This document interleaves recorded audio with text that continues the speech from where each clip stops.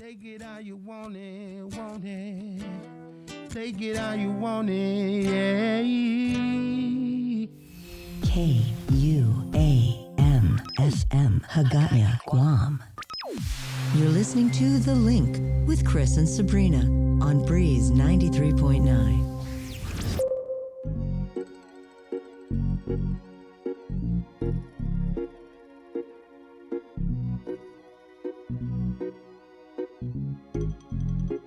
We came as 50 plus 1. Yeah, we got to know each other. We had so much fun that we promised forever. And this time flew by. We got so much closer. Saying goodbye became so much harder. But then we went our separate ways for summer. Did what we had to do with others. And then the news came that you had gone away. So I began to cry like a mother losing her baby, like a boy losing a girl. And the one thing that drives me crazy is why did you say goodbye? I'm crying tears like monsoons, or like Pompey's waterfalls. Then I know we'll meet again with the one who created all.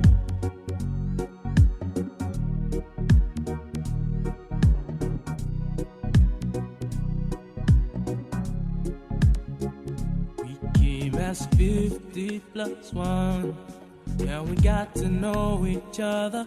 We had so much fun that we promised forever. And this time flew by. We got so much closer. Saying goodbye became so much harder. But then we went our separate ways for summer. And did what we had to do with others. And then the news came that you had gone away. So I began to cry like a mother losing her baby, like a boy losing a girl. And the one thing that drives me crazy is why did you say goodbye? I'm crying tears like monsoon, or like Pompey's waterfalls. Then I know we'll meet again with the one who created all. With the one who created all. With the one who created all.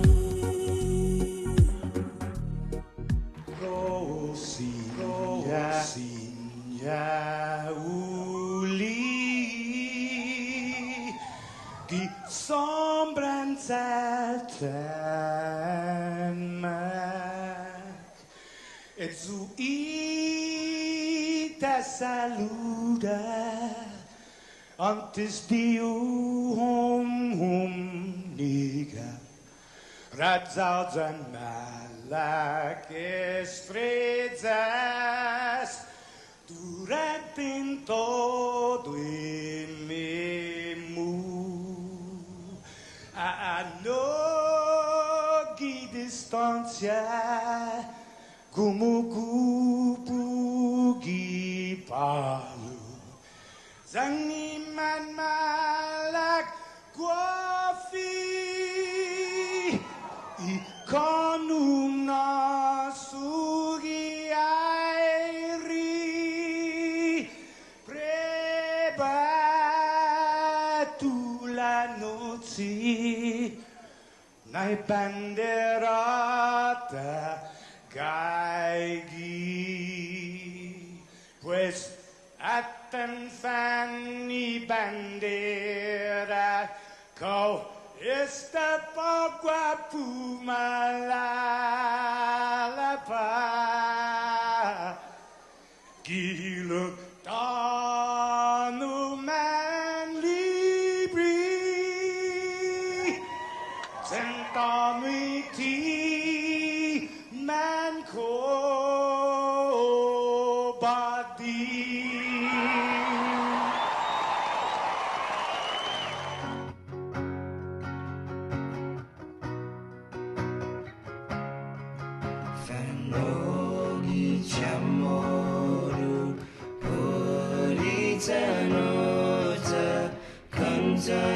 tunanya di toru iluga Parai honor, parai gloria A big is la sin parai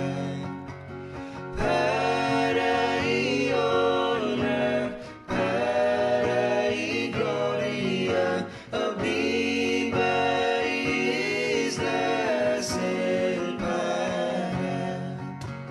Toru I tempo I pas paraita Zangini langina bendition Contra biligu nafan sofuam Jus brutais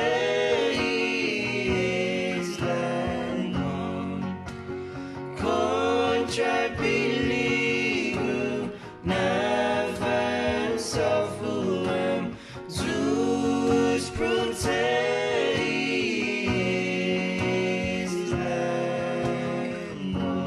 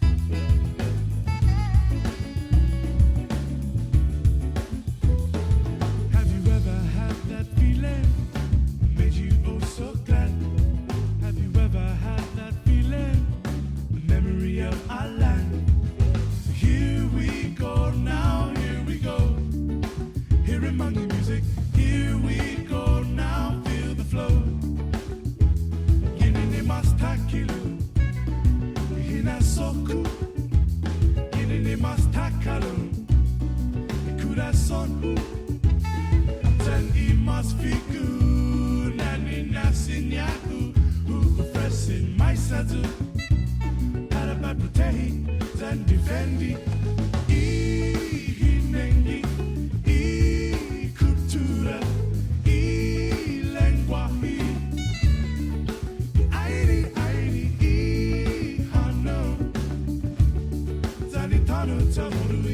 yes, yes. Tani tanu tamoru, yes, yes, yes.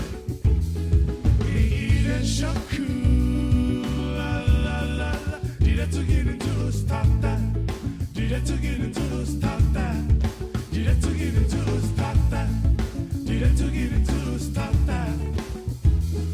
It's the who what been my ihilo Zani Biblia Ibandera Ibandera Mohan yes yes yes Ibandera Mohan yes yes yes Ibandera Mohan yes yes yes Ibandera Mohan yes yes yes Ibandera Mohan yes yes yes Ibandera Mohan yes yes yes Ibandera Mohan yes yes yes Ibandera Mohan yeah.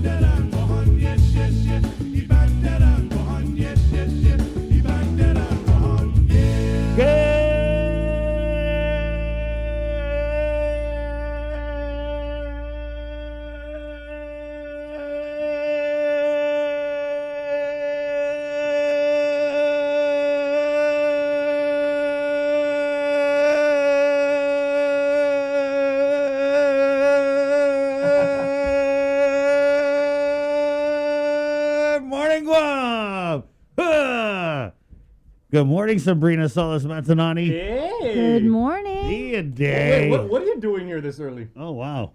I'm here to work. Oh, that's it, of course. No, party's over, guys. Welcome back. Party's over, Jay. Thanks. No more inappropriate jokes. No more. What? No, you kidding? Well, Bree's this is the not queen that of inappropriate sensitive. No, she's half the time she's the one making the inappropriate jokes. It's 6:13. Welcome to the link. It's Thursday, the 4th day of March. Happy birthday to my mom. It's her birthday today. Oh, happy Hey. birthday. Happy birthday to you. Happy birthday to you. Happy birthday, dear mom. And everyone else whose birthday is today, too. Happy birthday to you. May the dear Lord bless you. May the dear Lord bless you. May the dear Lord bless my mom and everyone else whose birthday it is today, too. Happy birthday to you.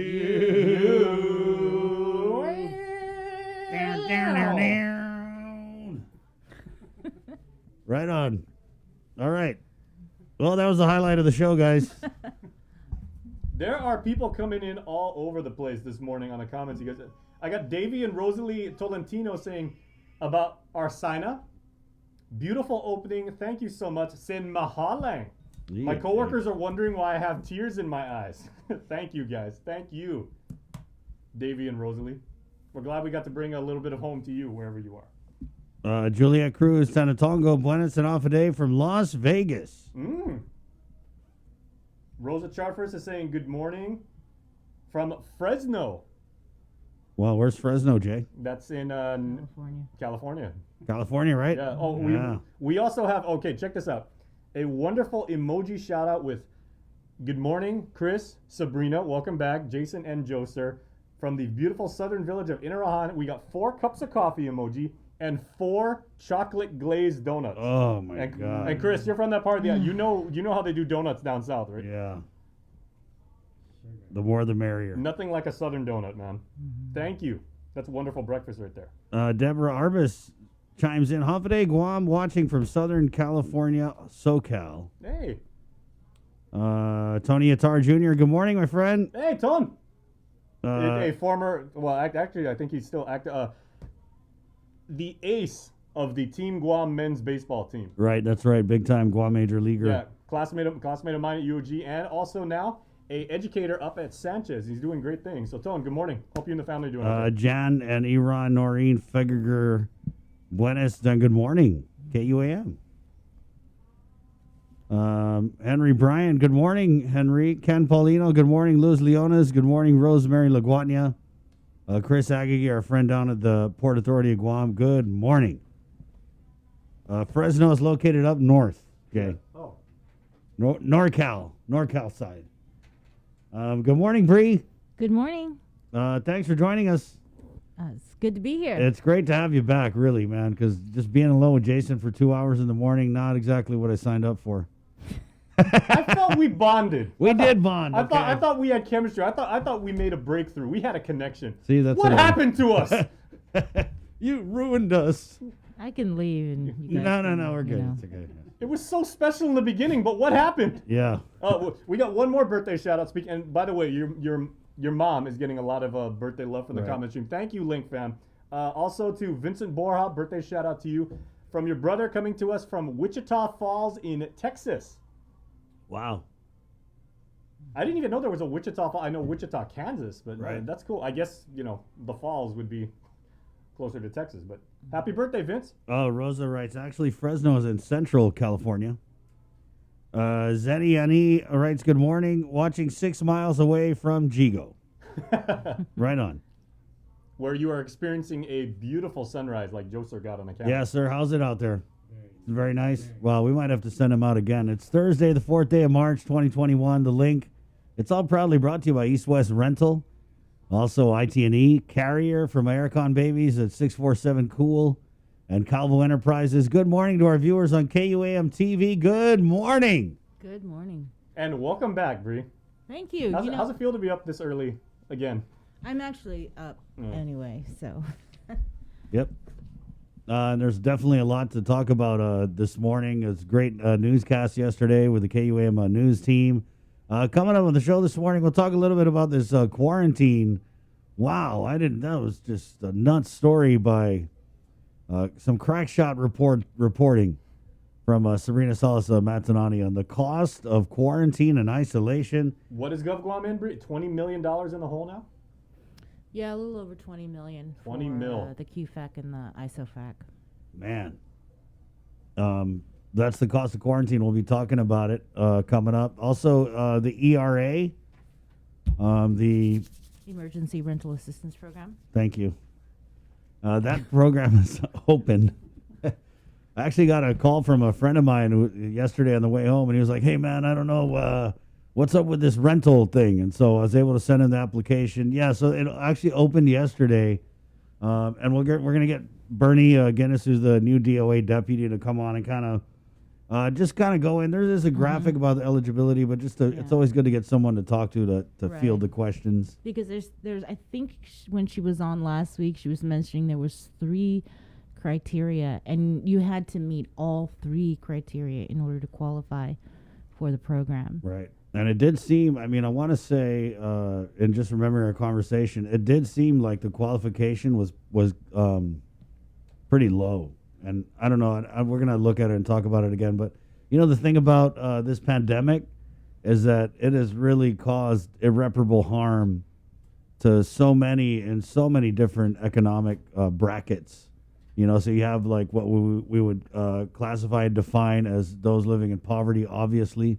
But even middle class people have been hit hard by this pandemic. We were talking yesterday about even people who were able to continue working throughout the pandemic. This lockdown and just living under these P-Corps, it's created so many additional expenses that people have had to borne. And, those stimulus checks, you talk to anybody out there, this isn't gone before you even get it. So definitely I feel like for a lot of these assistance programs, maybe the brackets are a little bit on the low end. And I don't know, there should be some type of a widening. Obviously, it's going to be too late with this program. So we'll go in with the eligibility with Mrs. Guinness coming up. Also, Peggy Denny, I Recycle. Nestor Lecanto did a great interview with Larry Gass from Solid Waste. Mm-hmm. Yeah. And we had Peggy on a while ago, and there's an issue with the recycling and recyclables and being able to sell them off and make money off of it. As I believe it all kind of centers around like China, because China is one of the main processors for recyclables, and they basically, I want to say a couple years ago, said, no, we're not going to take any more of this, we're not going to take any more of that. And what it's led to is a bunch of things that we would normally recycle just piling up in the landfill. So we'll talk about Peggy Denny and we'll talk with her and the way forward. Oh, well, speaking of Larry Gass, you were saying Nestor did that interview. Yeah. I was producing that yesterday, and I think Nestor's going to have us put that up on YouTube so you can watch the interview in full later on today.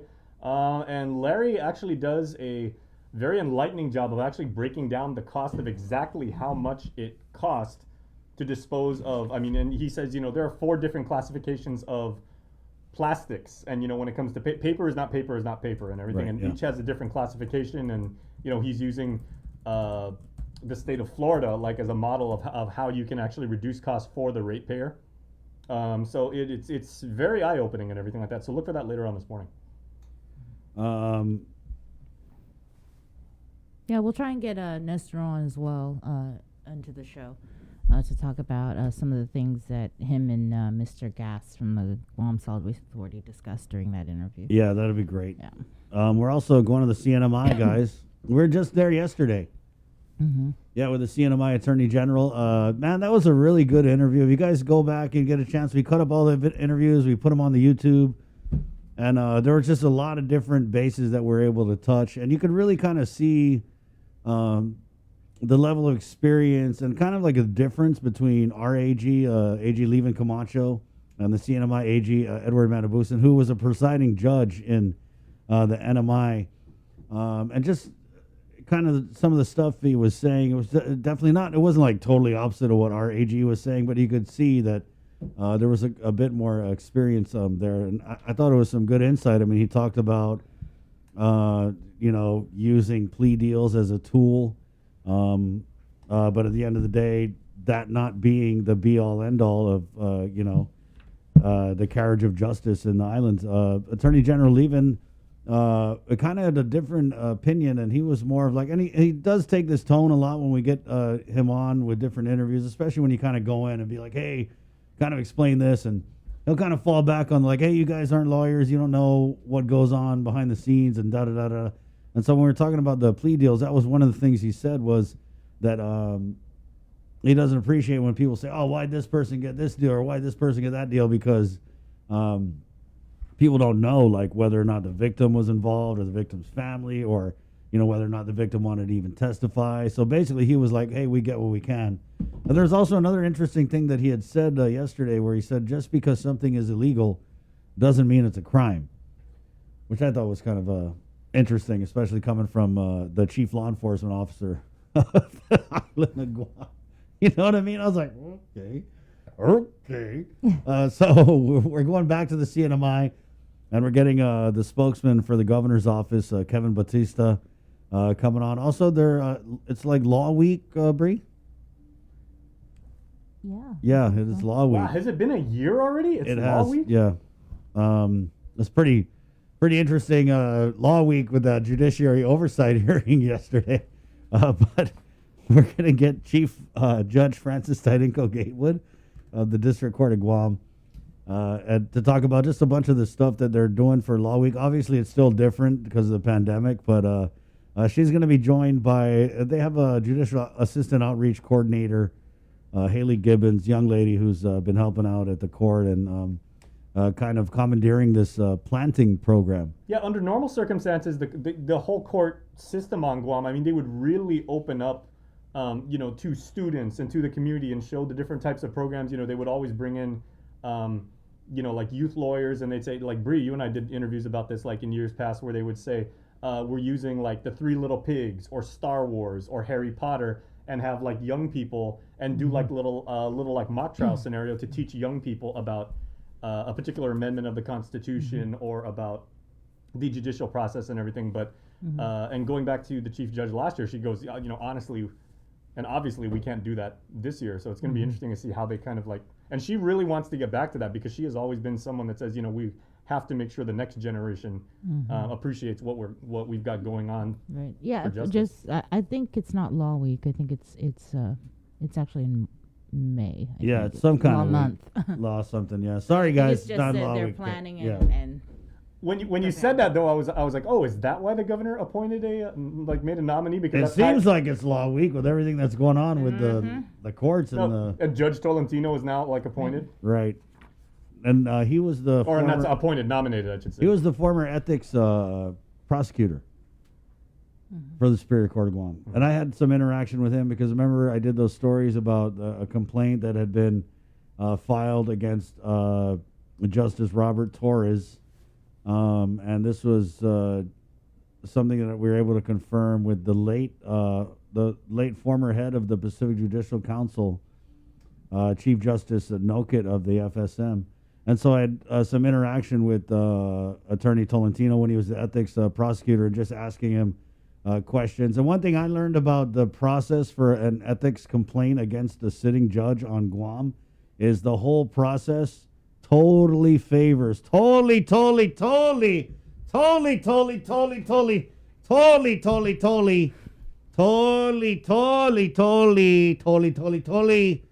favors the judges. That was 14 totally. Right. Nice. Yeah. So in this era of Me Point Too taken. and the victim, we don't shame the victims. I just want to say that the process, if something allegedly happens to you or a judge does something to you and you file a complaint, good luck with that, because it's secret all the way to the end and then some. And so that was a cool series of stories, but that's the first thing I thought when I saw that they appointed him as a judge. I was like, oh, I had this whole conversation and all these questions that we shot off, and now he's a sitting judge. So that was interesting. He's Also nominated, yeah. nominated, right? And it was also interesting that the Guam Bar had just released their survey. So they do a survey whenever there's an opening. They're like, hey, who do you guys want to become a judge? And so I think they had released the results of their survey like the day before. Right. And after the press conference, I received numerous emails from different members of the Guam Bar Association, Jay Ariola, Rodney Jacobs, Cindy Akube, and they were all in support of his nomination. Wow. So, and I've known Judge Tolentino for a while. Yeah. And he's always been very cordial, really, really nice. I think the last interaction we had with him was when he was over here at the Northern Satellite Court, and there was a meeting about media access. And yeah, he's always been very professional and very respectful, and just a really nice guy. Yeah, yeah. So when obviously it was awkward because I was going around asking questions about Justice Torres, who's, the husband of a sitting senator. So, I was just getting no love from anybody. But in asking Attorney Tolentino questions, he was really, really forthright and gave me the answers. Every answer was like, oh, can't disclose that because of this code. But, the ones that he was able to answer. it was. I just appreciated his openness and accessibility. Yeah. And you can just imagine the position he's put in to try and answer questions about a justice in the Supreme Court, yeah. and Yeah. being married to a senator. And so nothing ever, from what I understand, nothing ever really came from that. Maybe we'll circle back around and figure Probably it got out. to FOIA all of the Judicial Council meetings. Right. You getting back to your interview with the two attorneys general from Guam and the CNMI yesterday. Yeah. The one thing I really liked about that was when you were talking about consumer protection, and they were kind of breaking down it. What was it? They were using the hashtag, I think, One Marianas to talk about, like, if you see wrong by vendors, by wholesalers, by retailers and everything like that, there are avenues that you can pursue to make sure that you report that. Because it was interesting for me when I was at UOG, we spent so much time studying about, state better business bureaus or organizations that are supposed to go there to advocate for, and then once we got out into the real world, you're like, okay, well, where's that on Guam? It's like, oh, we don't have a better business bureau here. Yeah, that's but it's under the AG. And so it was interesting to see how they actually framed that for Guam and the CNMI. So I like that part. That was interesting. Yeah, that was pretty cool, especially to see that they work together and are going to be working together on issues like the HIDA, which is the high intensity drug trafficking area designation. I know that Guam had put in a solo application, but now they went back to the drawing board after being rejected, and they're kind of pooling their they're pooling their resources with Hawaii and trying to get it. But what got me, Jay? It's like as bad as the meth here on Guam, and it's just terrible. It's everywhere. It's still not bad enough for the federal government to be like, okay, guys, you are a high-intensity drug trafficking area. But I don't know. Is it something in the application process that we're just not communicating with the federal government? I don't know, because it's a closed process. But it kind of seems like the feds, they know the feds here on Guam are very busy with the crystal methamphetamine. So I'm kind of curious as to why we were rejected, and the chances of success of this new application where we're kind of pooling with Hawaii and the NMI for a more like regional approach, which kind of makes sense, I guess. And also coming up on the show, we got Malia Ramirez, Gov Guam historian. Just because it's Best Tomorrow, I wanted to go in with her about a few different things.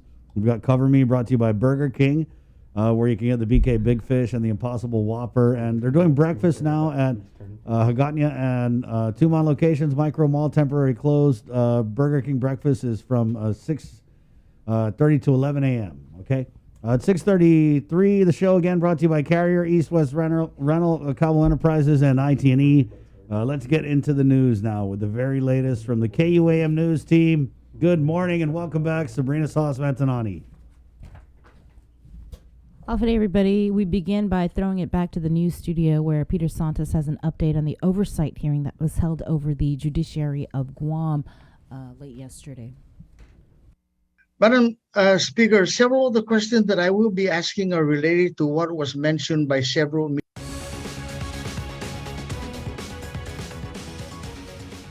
Confident good morning, everyone. I'm Peter Santos with your headlines here on The Link. Representatives from the local judiciary appeared virtually before the legislature as senators sought answers about allegations of impropriety in the local judicial system. Speaker Therese Terlahi called the oversight hearing following testimony in drug cases in the federal court alleging the clearing of warrants in exchange for bribes. She held an oversight on the issue during her last term. Today was round 2. I must address at the outset that by the very nature of our mandates and the sacred protections which we are duty-bound to uphold, the judicial branch is limited in responding to matters that could affect ongoing or potential court proceedings, which includes matters under investigation. I would like to begin by respectfully reminding this body, the media, and the members of the community what our branch is entrusted to safeguard and how this limits what we can publicly respond to. Despite Chief Justice Philip Carbolito and his management team making it clear they are unable to present on specific details, this didn't stop the Committee on Justice from inquiring on the repeated allegations made in district court of misconduct by Superior Court marshals for vacating warrants in exchange for bribes, and the previously named federal offenders and law enforcement officers involved. In that case, there were defendants, of course, Mayo, and the other case, it was the mayor of Mayor Blas. And then they had alleged, involvement by certain marshals. It was not clear from the media whether they were marshals or former marshals, but they mentioned Joey Terlahi, and they just mentioned, I thought in general, probation officers. So I just wanted to know if you can track by marshal, because the marshals are each assigned, as was described to us, they were each assigned about 300 to 400 cases. So if you can track backwards from a marshal. Another question that I wanted to ask, was there any formal complaint or any misconduct filed by the court by Mrs. Tigarajo, Vicky Lynn Tigarajo? Or did anyone that was present at a barbecue back in 2017 that my son and marshals were there, probation officer were there, that my son assaulted, tied her up for 3 days and beat her up and everything? Was there any report of that incident happening? Those were a few of the follow-up questions asked after the court's hour-long presentation of the issuing and vacating process of both arrest and bench warrants and safeguard measures in place. It was learned that through their procedures, a single person and even judge cannot vacate a warrant. It takes 3 divisions to vacate a warrant, with the entire process being tracked. However, the judiciary's response to the legislature's specific questions referenced back to their presentation and shielded behind the matter being under investigation. Senator, first of all, we can't comment as to any of the ongoing proceedings that are presently before the court.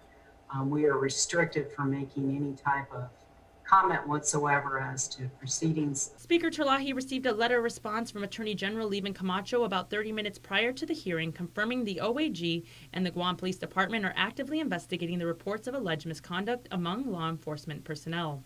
The letter stating the agencies are limited in information they can provide because of the ongoing investigation. Although one item on the agenda, Committee Chair Speaker Therese Terlahi determined to have answered during this afternoon's oversight hearing, was the subject of federal drug offender Mark Mayo's warrants allegedly wiped. Addressing the question was Chief Probation Officer Rosana Villagomez-Ugan, who said due to Mayo having active cases, she is limited in publicly addressing the matter. I can speak regarding certain matters of public record, including the existence of non-expunged criminal warrants and other documents that have been filed with the court.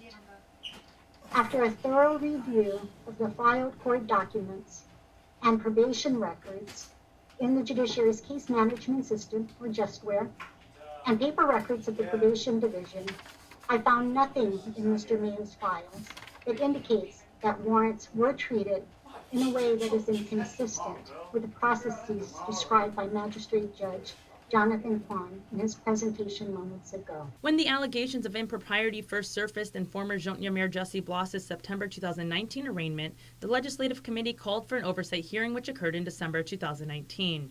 At this time, the judiciary agreed to conduct an internal investigation, although as stated by Speaker Terlahi this afternoon, the legislature never received any updates or findings. We appreciate and we respect that we are and ought to be accountable to our sister branches and to the public regarding how we use appropriated funds, or as to our processes and procedures in general. This accountability and transparency does not, however, require us to answer publicly to specific matters that are the subject of ongoing internal investigation, and especially to matters that we as a court of justice will ultimately be called to pass judgment on. As stated in the hearing by Marshal of the Court's Chief Troy Pangilinan, there are over 2,000 warrants pending action. Governor Lou Leon Guerrero is keeping track of the shortfalls in the judicial branch of government.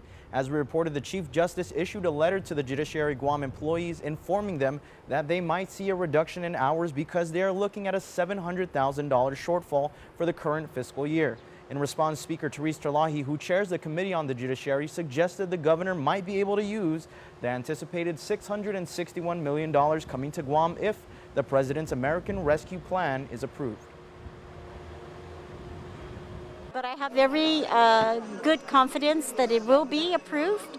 It went through the House and now it's going through the Senate. And every message that I hear from President Biden, he's very, very adamant that it go through. So as you know, they're trying to negotiate it and move it forward. But it will be.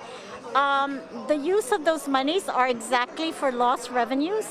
And so, of course, I will look at the whole government and see where our shortfalls are. And we'll definitely provide the funding source for that. That's the news for now. We'll see you all at 6 tonight.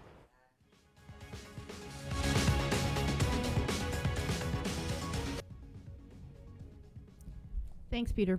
Former Magistrate Judge Alberto Tolentino has been nominated by Governor Lulian Guerrero as the next judge of the Superior Court. He would replace retiring Judge Anita Scola, who is stepping down later this month.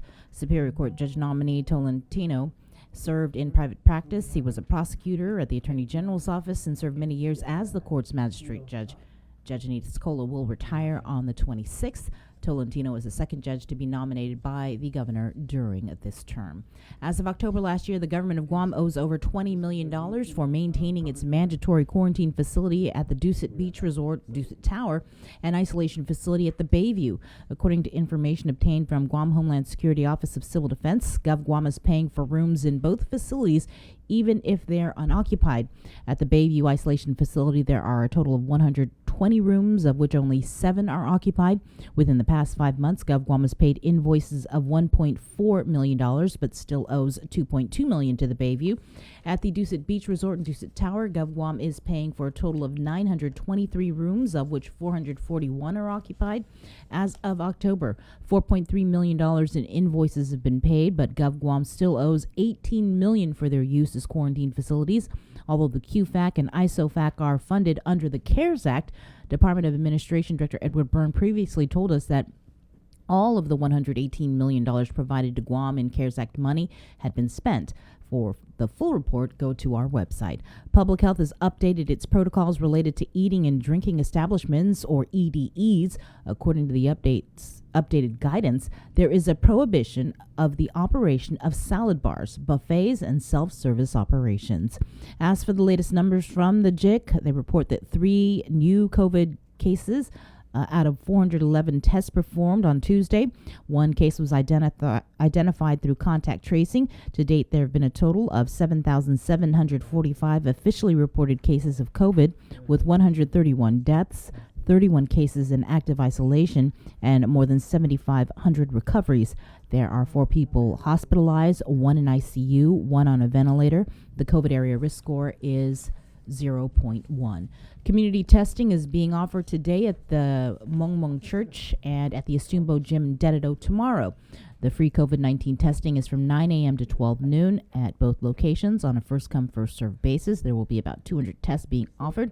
No symptoms are needed, and you are advised to bring a photo ID. There's a limit of 4 people per car. Please keep in mind that there are no vaccinations that are being offered at these locations. In national news, there is optimism about the pandemic as COVID vaccine production is ramping up.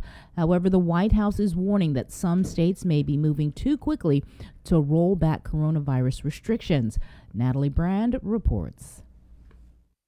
It is now time to open Texas 100%. Texas Governor Greg Abbott announced his state is completely lifting COVID restrictions next week. No mask mandate, no capacity limits indoors. Mississippi is also rescinding its mask mandate. I would still encourage individuals to wear a mask, to socially distance, and to do the right thing to protect their own health. Vaccination plans are ahead of schedule, with President Biden announcing there should be enough vaccine for every American by the end of May. That's progress. Important progress. But it's not enough to have the vaccine supply. We need vaccinators, people to put the shots in people's arms. Today, the White House announced a new initiative with health insurers to help vaccinate older patients in vulnerable communities. The aim is to help vulnerable seniors overcome 3 of the most challenging current barriers: questions about the vaccine, scheduling, and transportation. Here on Capitol Hill, the Senate is preparing to take up President Biden's $1.9 trillion coronavirus relief package, with Majority Leader Chuck Schumer saying debate could begin as early as today. Look, we want to get the biggest, strongest, boldest bill that can pass, and that's what we're working to do. It is my hope that at the end, Senate Republicans will unanimously oppose it, just like House Republicans did. To help get the bill passed, President Biden struck a deal with moderate Democrats to put tighter limits on who is eligible for the $1,400 direct payments. Natalie Brand, CBS News, Capitol Hill.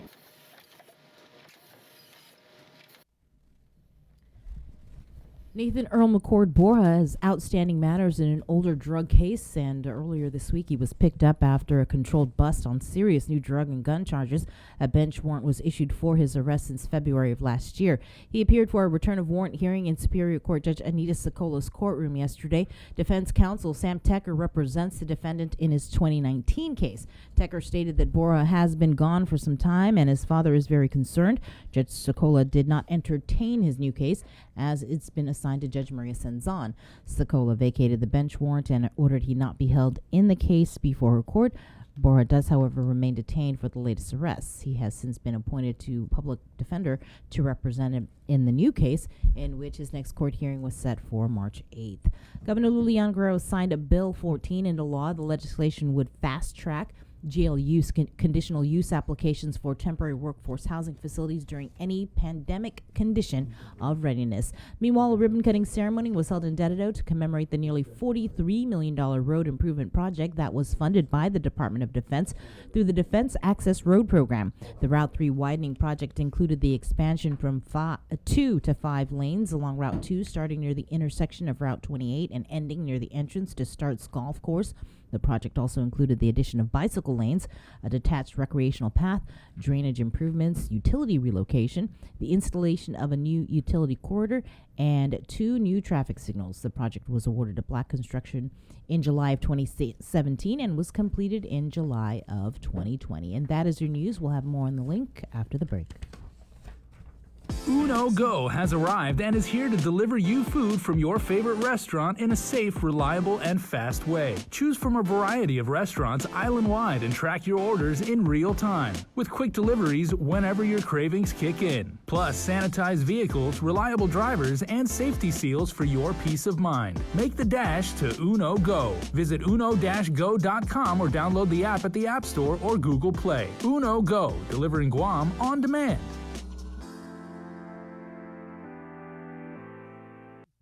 Get the job done the right way by getting the right stuff at East West Rental Center. With years of experience helping builders, we definitely got what you need. Call 646-1463 or visit us in Upper Tumon. Open Monday to Saturday from 7 a.m. to 5 p.m. and on Sundays from 8 a.m. to 5 p.m.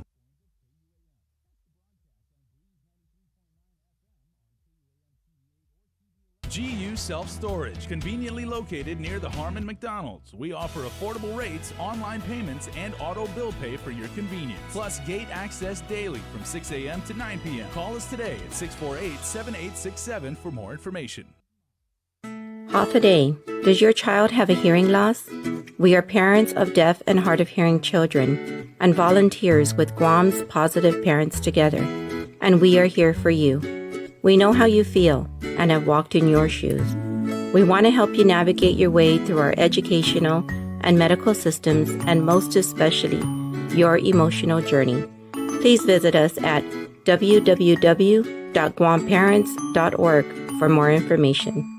Join KUAM and Punta Dos Montes for the Mes Chamorro Masterclass Series, an informative digital series for demonstrations throughout Mes Chamorro. Catch the Mes Chamorro Masterclass Series weekly on the KUAM News Facebook page, the KUAM YouTube channel, and every Saturday in March following the KUAM News Weekend Edition at 6:30 p.m. on TV8 and 7:30 on TV11. We'll highlight Guam's talented crafters and artisans teaching artisanal skills of our Chamorro heritage. Viva Mes Chamorro! From Punta Dos Montes and KUAM Communications. See KUAM.com for the complete Mes Chamorro Masterclass Series schedule.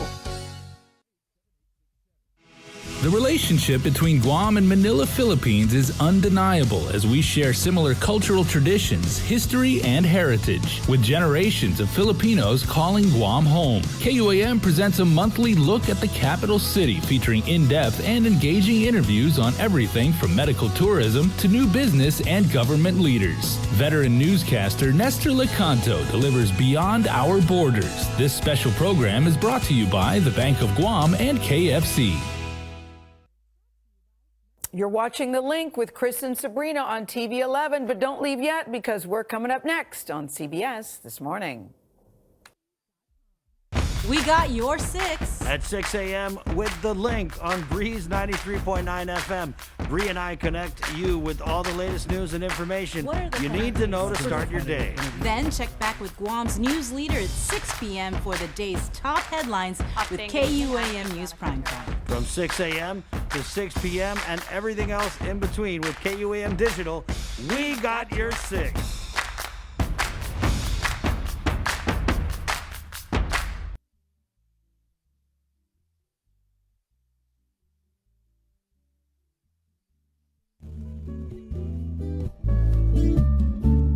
Friendly faces and warm embraces, place that makes you feel so free. There's no other place that I call home, where the people laugh and play all day. You might not agree, but that's okay, you'll see. One is the home for me.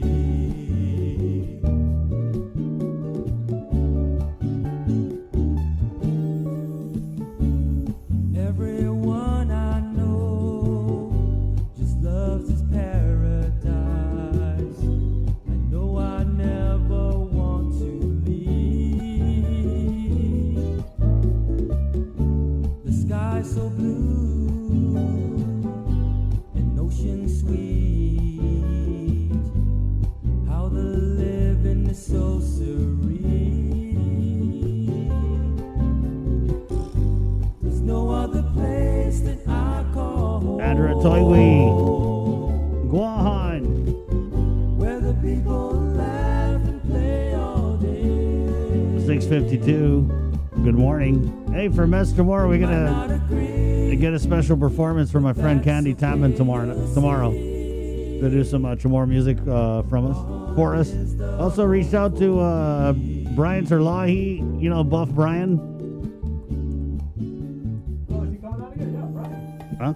Yeah, well, we featured Brian and many of his friends and fellow Chamorro culture advocates when we did on Monday when we had the throwback to last year's Guam History and Chamorro Heritage Day down in Umatic Bay. Right. And so I touched base with Brian yesterday. I was like, hey, you have like a performance or something that we haven't aired that we can get on just to kind of mess tomorrow out? Yeah, well, speaking of Mess Chamorro it out, yes.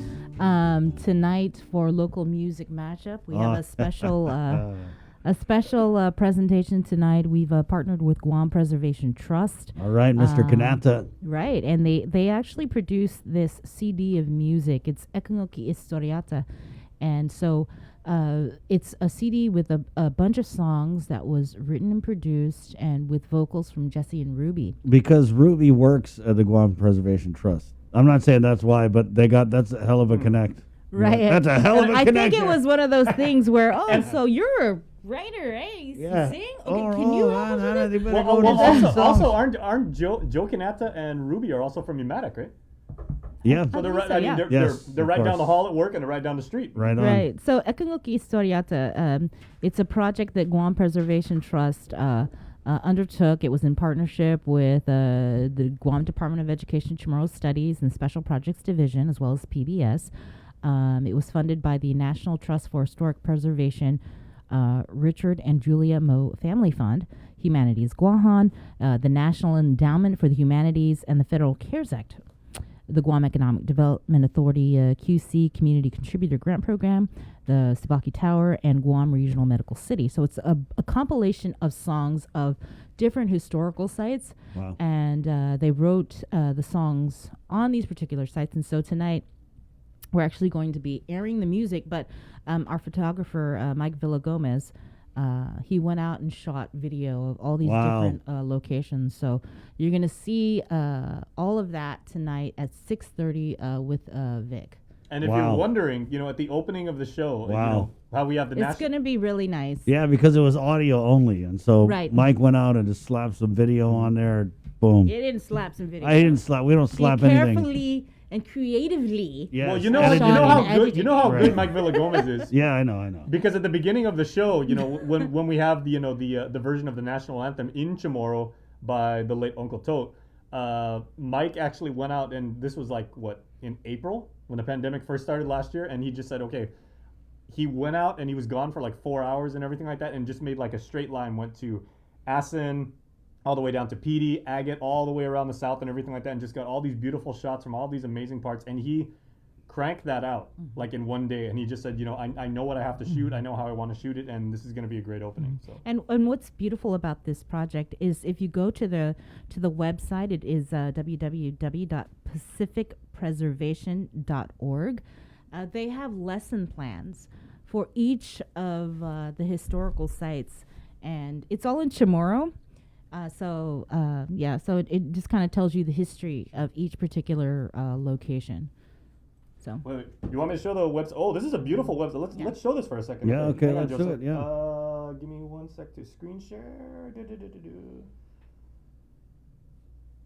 This is a beautiful site. Yeah, it's really nice, and it's really cool how they have all those lessons plans that go along with each location. Yeah, Okay, so if here you we are. scroll down. Yeah, pacificpreservation.org, you guys.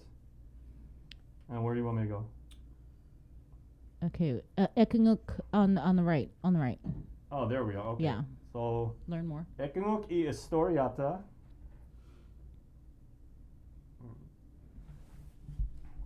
Scroll down.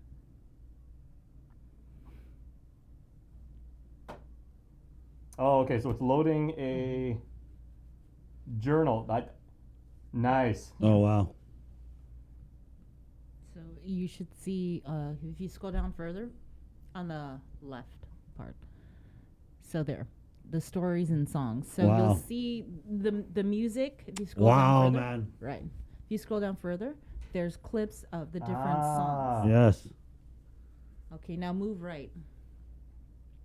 So these are the lesson plans for each of the sites. And if you Nice. click one. Okay. I Sing Song, Litekten. Oops. Okay. Yes, we'll have that one on actually tonight. Right, Rotinian Village. Right. Yep. So that's what he actually went out to shoot yesterday. So Yeah, these are Wow. the lesson plans that go along with each song. And what's the website again, guys? pacificpreservation.org. We'll put that in the comments so you guys Right can check on, it out. 'Cause right it's- on. Look at that. Yeah, it's beautiful. Man, that. And so scroll up. I'm not really like a hiking guy, but I would really want to go out and. Chris You was should get the out. You should get out and hike, Jay. Doesn't Get out. scroll- You know.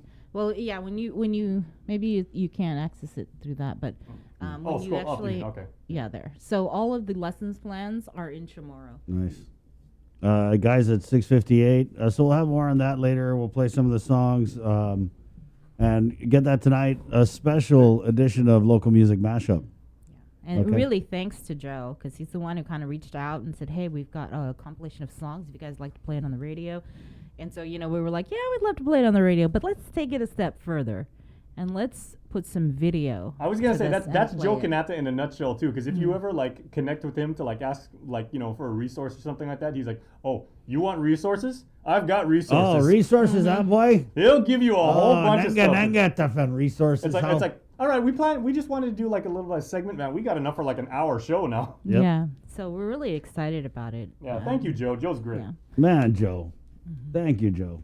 I went on a hike with him over there, and I want to say it was in Massel or by the. Yeah, I was with you when we did. Oh, was that you? Yeah. Oh, yeah. Thank you for remembering first. Yeah. So this is what happened, right? Yeah. Before Chris tells First the of all, story. guys, Jason wore his nice shoes. Yeah. So Chris goes. He goes, "Hey, Jason, we got a live stream in the morning." I'm all right. So I wear and I'm anchoring that night. So I wear my nice, collared shirt, slacks.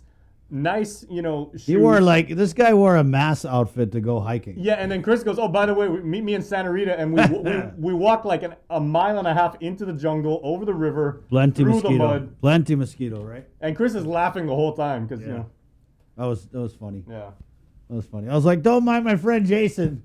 Yeah, but Joe told stories the entire way. Yeah, he did. Yeah, and so they have this little it's like a nature trail, and eventually what they wanted to do, and this is a couple years ago, right? So maybe we should go back. What they wanted to do is they wanted to make the trail lead. There's a laddie site way in there by the fuel farm. I want to say it's kind of between the fuel farm and the APRA area, but on that side of the road. Yeah, you see Apra Heights when you get Right. When you get So to that he was open saying clearing. that they wanted to do a whole trail because it was a couple hours into this site, but apparently it's a crazy site with multiple laddie.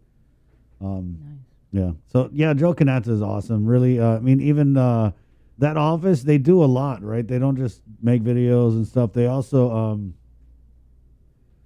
testify with the build up or any types of other environmental issues. So it's a pretty a cool office that actually has a lot of authority to do things, which is also neat. But they're always busy. I mean, not just in Mess Tomorrow. Remember, there was also that thing where. Remember when they found those remains in Umatic? This is also a couple years ago, and then they had to excavate it, and that was was a church or some man, I forget. Anyway, it was cool. 7 o'clock for KUAM FM. Agotni Guam on the radio side, of course. Viewers on KUAM TV. We have the former policy director of the court. He had a long title. I'm just really simplifying it here. It was. There you go. Former Director of Policy Planning and Community Relations for the Judiciary. I had to WhatsApp into dude. Let me know your title, man, because I want to get this right. Of Guam, Sean Gumatata. Of course, you guys know he's a former KUAM newsman, and then also was the communications director under the Camacho administration. And the most hardcore Oakland A's fan I have ever met in my life. That's quite an introduction, Sean. Hey, good morning, guys. I thought, as you guys are talking about hiking and Jason getting out hiking, I think I have to get the sight out of my eyes. Jason walking at the Harmon. Jay, all I'll say is you're going to hike. You better wear some kind of long shirt. That's all I got to say. Yeah, the mosquitoes had fun that day, Sean. Oh, no, I can imagine. And also, thanks for the introduction. It's interesting working in two branches of government and then being able to provide kind of insight, Right. I would think, for the community. And it's probably a good one today, at least in terms of the hearing, the 2-hour hearing yesterday. Yeah, so this was quite a hearing, and there was just a lot of we can't comment due to an ongoing investigation, which kind of was news to. I mean, it was news to me anyway, Bree, because I remember when Speaker Terlahi in the last term, when these revelations kind of came out, I think she had an informational hearing, and the judiciary at the time had said something along the lines of, "We haven't been contacted," or what was it again? She's the main remember around here. Thanks, Chris. No I pressure. don't really remember everything Yeah, that happened from that. But hearing. basically, it was kind of like, it's nothing to worry about or whatever. And then there wasn't a follow up because, a few months later, the pandemic hit. Mm-hmm. And so there's just been more allegations that have come out from the federal courts through, different federal officials and also defendants who have said things like they had their warrants wiped at the court. There's also allegations made about former Deputy Marshal Joey Terlahi, who's the son of Senator Pito Terlahi, right? And so this hearing, it was all kinds of interesting, Sean. Did you get a chance to watch it, Sean? Yes, I actually watched with a lot of interest because I remember I was part of the one back in December of 2019. And at the time when we were talking as a group, and this is probably more or less to the Guam legislature, when they ponder doing oversights and their role in that particular function, the judiciary hadn't ever been a subject of an oversight hearing. I mean, generally speaking, they already, as a third and co-equal branch of government, their job is to not only manage the policy that happens within. Obviously, if anything happens or words that are shared across the community that would affect the 400 plus employees, great employees of the branch, the Judicial Council, that's their function and role. They'll do their investigation with the administrator of the courts. So to be drug out into a public forum, it was very different in terms of December 19 to yesterday. And you heard twice the Chief Justice and the current Director of Policy being very pointed to the Guam legislature relative to their mission and the role of the branch of government in these matters. And it was interesting because much of the information that was shared yesterday was shared back in December of 2019, just with a PowerPoint, the addition of the HR administrator, Barb Paris, who was very pointed in terms of the amount of training that's done, not just to the law enforcement folks, but all of the employees, the probation, the current probation, chief of probation and the chief marshal, both talking about, their role. And it really hasn't changed much. But I think it was Senator Joanne Brown who I think said it the best. He said, we're taking information from the court, from a defendant who made an accusation, and we're here. I thought that spoke volumes to bringing in a third branch of government to oversight him on an issue that maybe a phone call, more details between the Chief Justice and the Speaker probably would have been hashed out a little bit easier. And I can say that now, being in my seat that I am. Right, yeah, because you definitely couldn't say that back in December of 2019. Well, at the time, I think we were all, as a whole community, was listening to the information before the district court. Right. It was words or in a recording that was part of an entire process. And I think that's where where we all as a community have to understand that process. It did run its course. The mayor was convicted and is doing his time right now. But a process like that, which also is the federal government doing their investigatory work, we're just part of that. And there was the idea that that we could do anything, the branch could do anything. They already have that in place. So it was like I said, I really was thinking a lot about what Senator Joanne Brown had said yesterday, and it really struck a chord with me. So basically, kind of the idea. Senator Brown was like, consider the messenger. I think she was the one who kind of said it best. I mean, you started hearing all this other dialogue between other senators, and they were asking questions, and the judiciary said, "I can't answer." It's part of the process. And after the 1 hour presentation from Magistrate Judge Kwan on the entire warrants issue, Senator Brown was a little bit more eloquent and specific and precise about what was just transpired after the other dialogue that kind of let the hearing run way too long, that I thought. Yeah, and we did. I think because it was so serious, the allegations that were made during the trial and in the case of the former mayor, that everybody wants to know. So what is happening? Did this happen? And where do you go? To find out the answers. And yeah, I agree, Bria. I mean, I get what Sabrina you're saying. And Chris, please don't think that I'm trying to diminish what the process was, because it was very serious allegations to marshals and the like. Don't get me wrong. Right. But I think what we were saying back then, and kind of what the Chief Justice and the former Attorney General of Guam said very pointedly, was that in terms of the law and what the function of the branch is, they said it pretty eloquently to the legislature. I got to wonder if they ever drag them back into an oversight ever again. I think for the people that were there, for the 400 plus employees of the branch who bust their butts every day in support of the branch, it just doesn't make any practical sense that they would take them in on something that had nothing to do with an appropriation or any of the like, but something that had to do with their process that is managed internally.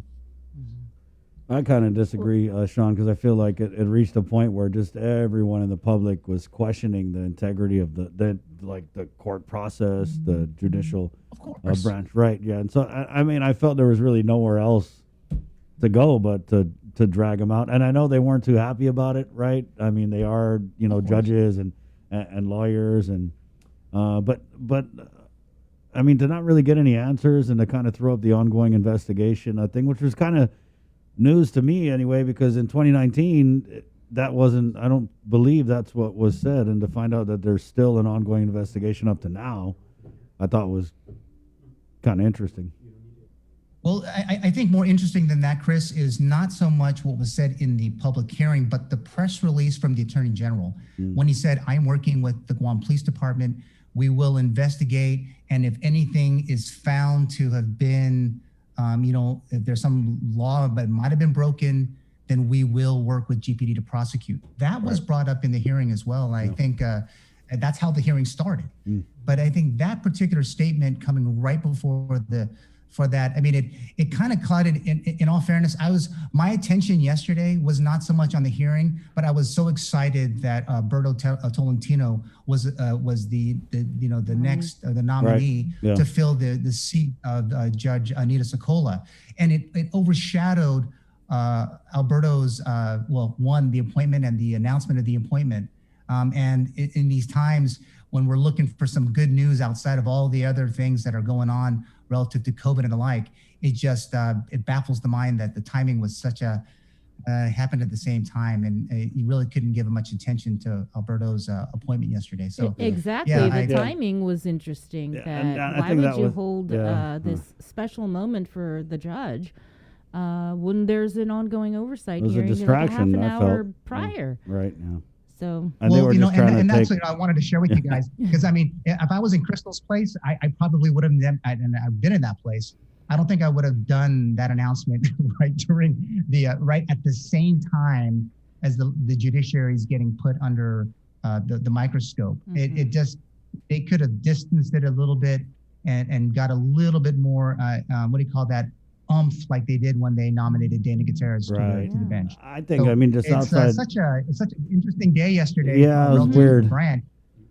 And again, serving in two branches of government, I could kind of see it, but I was trying to manage my phone and watch the hearing at the same time. It was pretty wild yesterday. Yeah, I was watching the hearing and then I completely forgot about the press conference because Nestor was covering it, and so I had messaged him.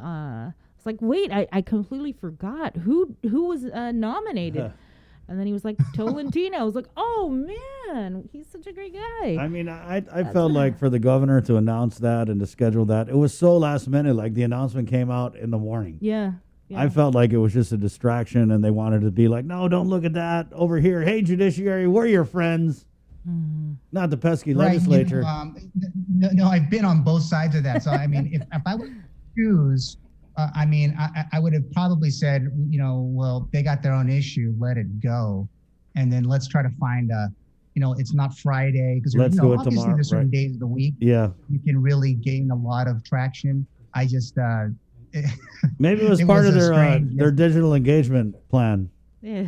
It might have been part of the digital engagement plan. I think that was especially 1 hour before. I thought that was something that you would expect maybe in the first part of the administration, but not near the end of the term. I did want to get your reaction, because you, like you said, you watched that 2-hour oversight hearing. What did you make of the committee chair on public safety, Senator Alberto Tolentino? We have a clip. Yeah. You want to play the clip first? Yeah, let's We're going to play the clip, Sean. Okay. And this is public safety chair of the legislature, Senator Alberto Tolentino, during yesterday's oversight hearing of the judiciary. Madam Speaker, several of the questions that I will be asking are related to what was mentioned by several media outlets regarding corruption within the employees of the Superior Court of Guam, most specifically the marshals and the corruption within our law enforcement agencies. Madam Speaker, I know that some of the questions that you will be asking or have asked is somewhat related to the questions that I will be asking. So and I am glad that you called for this oversight hearing, because the testimony that has been provided by the employees of the Superior Court of Guam has definitely provided me and all of us a better understanding and clarity of the rules, policies, and action taken under any circumstances, regardless to the complaint against an employee of the court. I just wanted to direct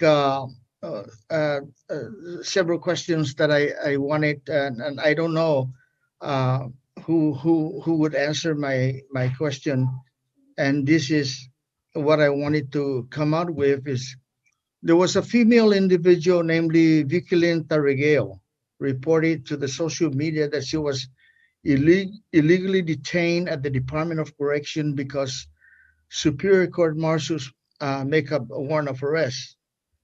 And I think with the presentations of the staff of the Superior Court that I listened to, I think it's almost impossible, and I don't think this is possible. All the things that have been said about the vacating of a warrant is really explained by the staff, and it's almost impossible to vacate a warrant with the procedures and the things that goes through the court system. I don't think it's possible that a warrant can be vacated without the permission of the judge. I just wanted to ask, what is their input on the tampering, the purpose of vacating a warrant without being, this person was placed at the Department of Correction, detained at the Department of Correction because the marshals, the Superior Court marshal, make up the warrant of arrest. I just wanted an answer on that. Is that really possible? Because with the explanation, I don't think it's possible. If anybody can answer that, please. Thank you, Senator. This is Christina Baird, Administrator of the Courts.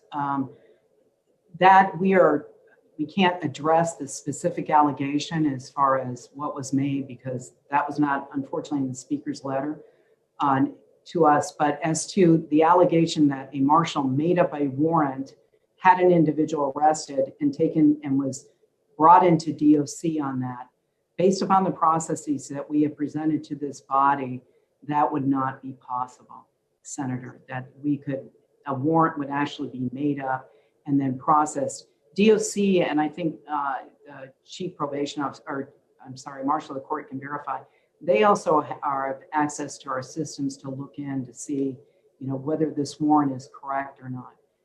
Unless I'm incorrect, I'd ask the Marshal of Court to correct me. So there is a check and balance there too with DOC, as far as their, a warrant coming in with an individual and that warrant being made up. So right now, under our processes, it would not occur. Thank you very much, Christina. That really, and I know that that's not possible. I know that the only one that can vacate or issue a warrant is a judge.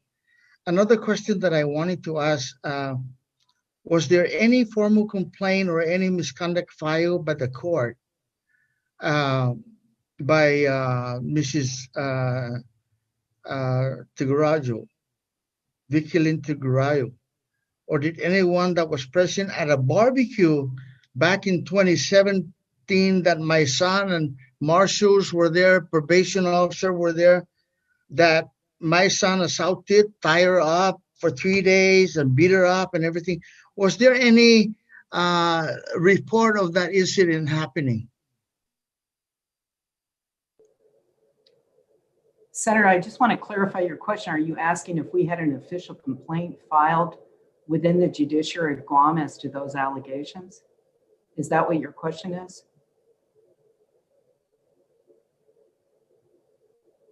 Senator Talai, you're muted.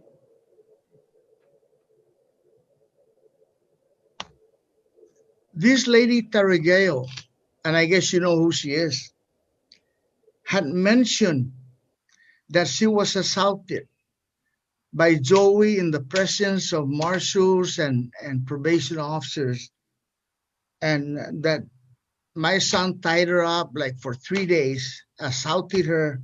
And I just wanted to find out, was there any complaint filed by Vicilin Terregallo regarding that incident? Senator, first of all, we can't comment as to any of the ongoing proceedings that are presently before the court. We are restricted from making any type of comment whatsoever as to proceedings. As the Chief Justice has has spoken to, and as Attorney Lim Tiaco is also, our understanding of the allegations to date came from the federal case that was filed in the District Court of Guam. That is the only thing I can comment to right now. Okay, and my final question, Christina, is if a complaint is reported to the court by a person from the general public, that a court employee, more specifically a deputy marshal, who may have acted inappropriately or violated the law, what does the court do to validate the complaint? Senator, we have processes in place as what was already presented by our HR administrator. It would trigger an internal investigation by the judiciary of Guam, and that internal investigation would be for an administrative process to determine whether we would proceed with an adverse action if the facts warranted, or a referral to the appropriate law enforcement entity. As the HR administrator is... That's pretty much about it. You know what's interesting to me, Sean, is we had the Chief of Police, Steve Ignacio, on a couple weeks ago. Remember that, Bree? And he had talked about that he was working with the AG and investigating specific allegations raised against former Deputy Marshal Joey Terlahi in the federal court. And so that letter that had come out to Speaker Terlahi yesterday kind of was a second confirmation of something we heard on the link weeks ago. But I just want to say, first of all, in terms of a conflict or whatever, how much of an issue did you have with a sitting senator grilling a branch of the government about allegations involving his own son? Yeah, if I could just say that it was probably not the best interchange between Senator Terlahi and the branch. Maybe that discussion could have been better done offline and not in the public square. If there was a concern about his son, whom I did work with at the judiciary, I think it would have been better suited to talk about it, with them. And he probably would have got, Kristen, Jason, and Sabrina, he would have got the same answer that he received yesterday. In terms of the appropriateness, it was kind of outside of the whole thing. I mean, if you think about what was being said previously, but it was like he wasn't sure. He was more defending, obviously, family. Yeah. Is it appropriate to do that publicly? I think that the people that are listening to today can be the judge of that in terms of how they felt that the senator was in the right to do it. But also relative to the whole issue, I mean, the guy who's doing the actual investigation, Frank Blas Jr., was on the call too, and he didn't have much to say either. He was pretty quiet, which speaks to, again, oversighting a branch of government. I mean, you have oversight over the executive branch and some of their issues, but the branch of government itself seemed a bit out of place. And for the second time, I'm just scratching my head as what does the branch come to when they're doing these types of things relative to how they feel, what happens in the public square, and then bringing it to bear on the floor and hoping they can. I mean, what's the action? Is there a policy that's going to come of it? Is the legislature going to change the law? Are they going to do something about it? And in this case, we all know that's probably not the case. Yeah, just watching that again with Senator Terlahi, it felt like he was speaking as a parent as opposed to as a policymaker. Right. You know. Right. that was just a bit much. That was way out of line. I mean, when he said it's impossible to get a warrants out. So, okay, so are you acknowledging that the policy is correct and that the judiciary have been doing their part correctly? The judicial branch had, through its judicial council and the rules of the Superior Court and the Supreme Court, is working. I didn't understand that whole entire interaction. Again, just like you, Bree, I think he was just defending his son, and that's the bottom line here. Yeah. So at the end of the day, I mean, when do we really start to question whether or not Senator Peter Otzerlahi is too conflicted to have oversight of law enforcement?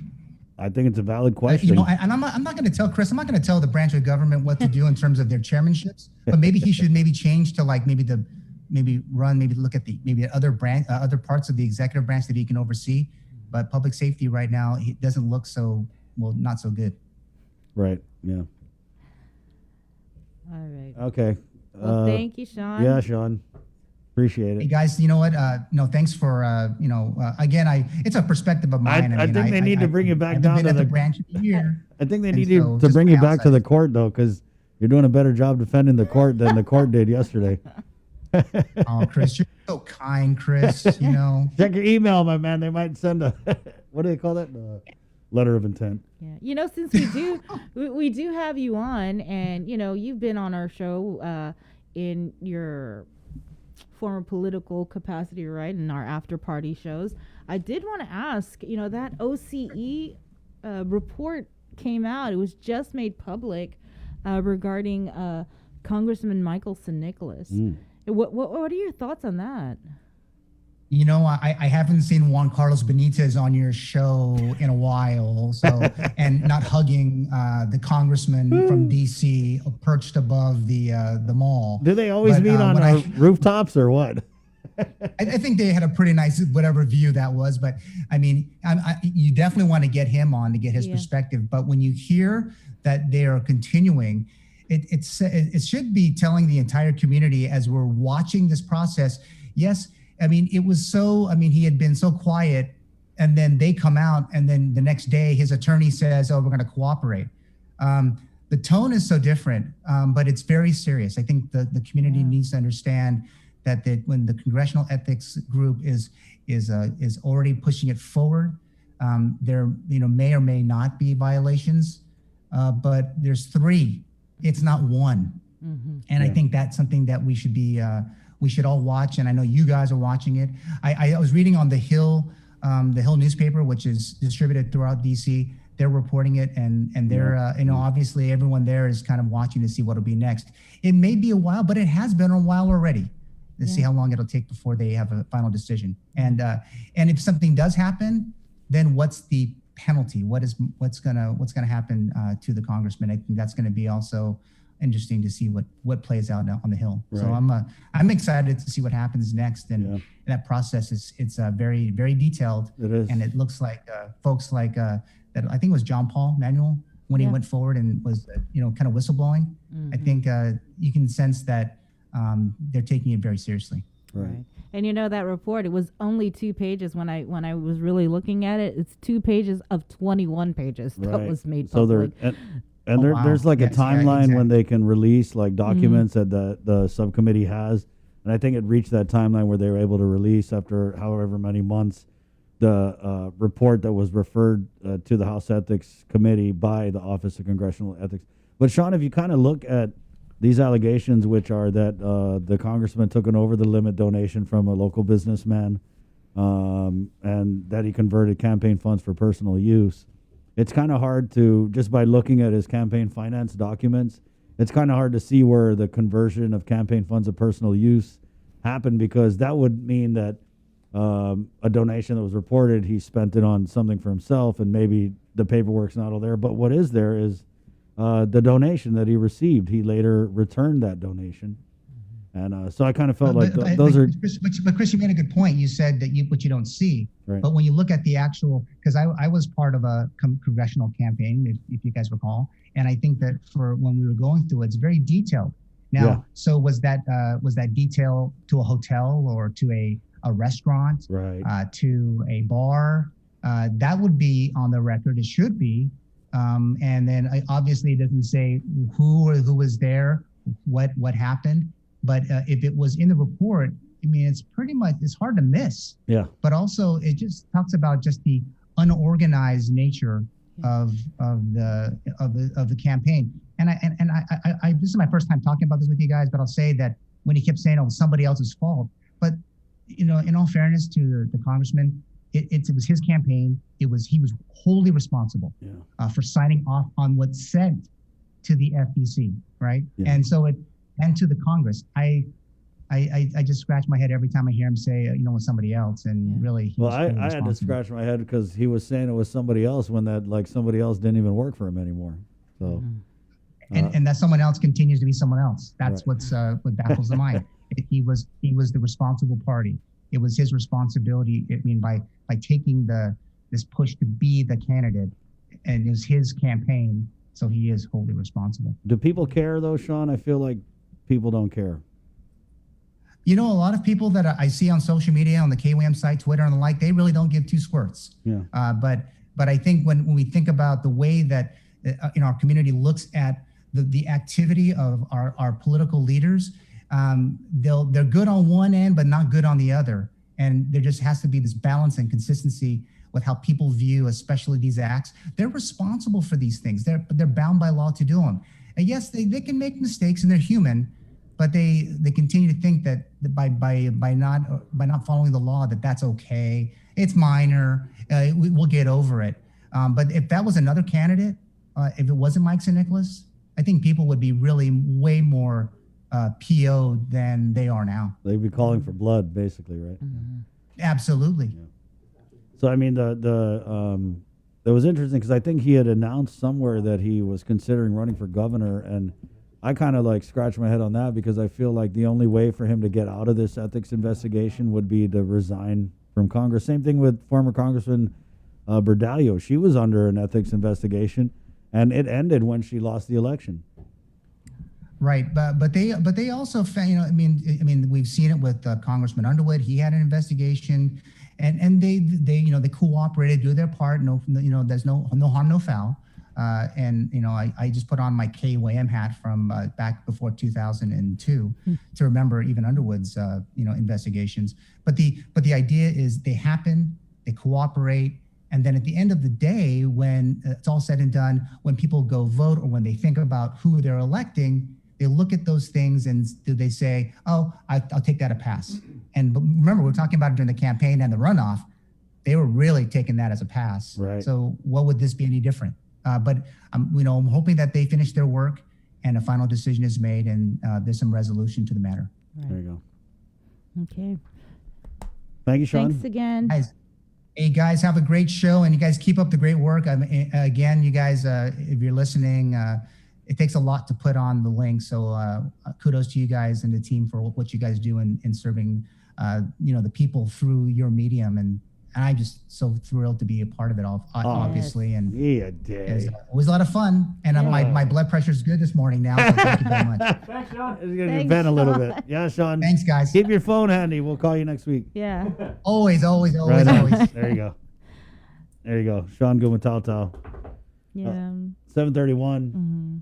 Yeah. So just to kind of recap what we were talking about with Sean about the Office of Congressional Ethics. Mm-hmm. So they released, the report was made public. They are recommending the House Ethics Committee further investigate because there's substantial reason to believe that Delegate St. Nicholas failed to disclose required information or disclose false information in his FEC filings.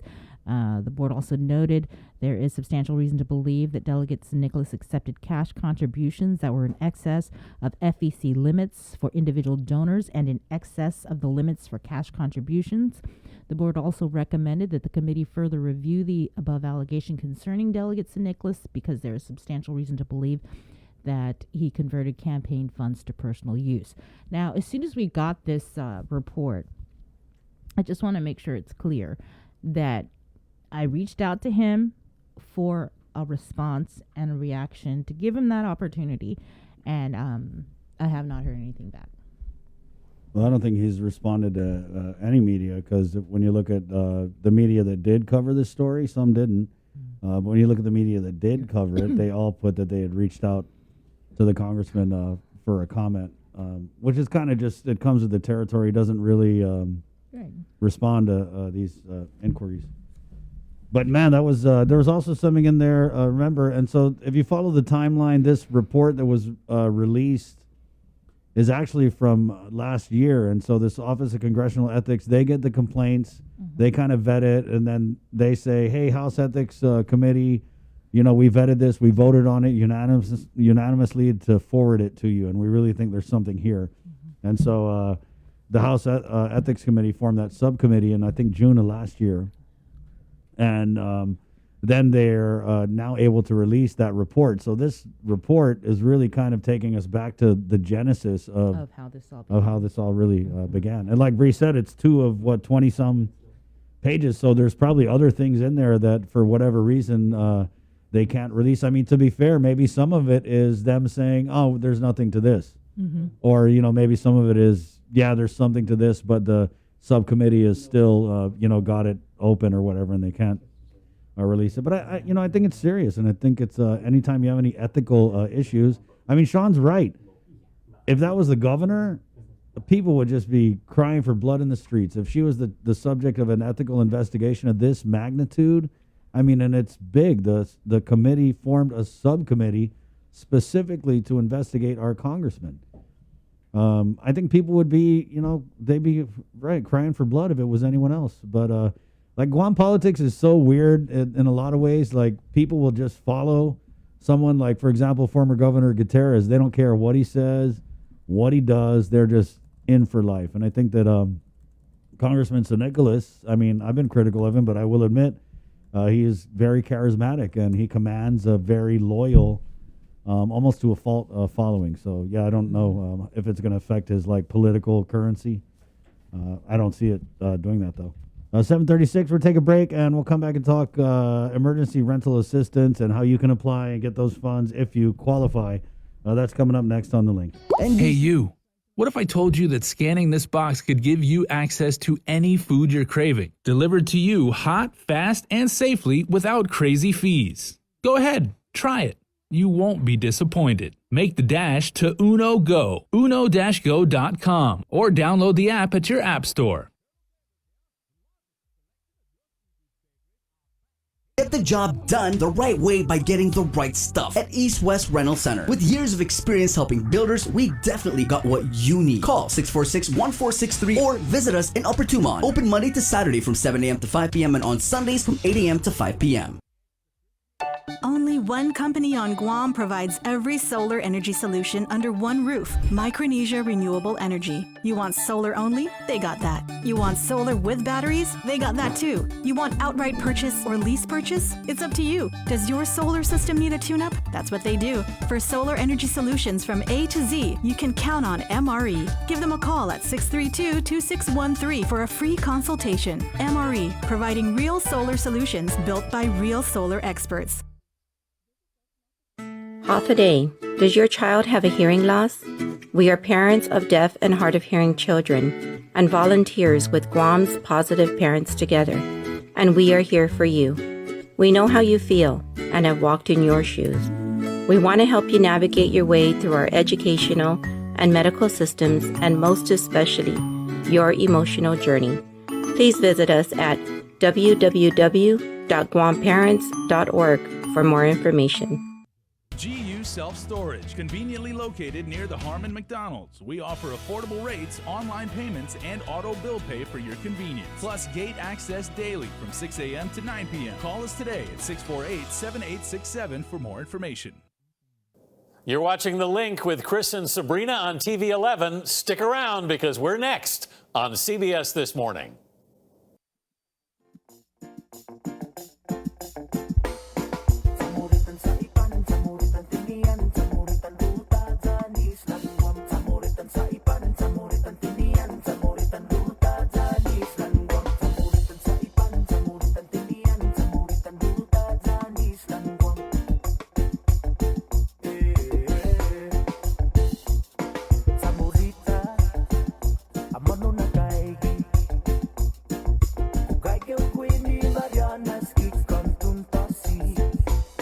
Hey, good morning, 7:38. You know, our buddy Sean has a podcast.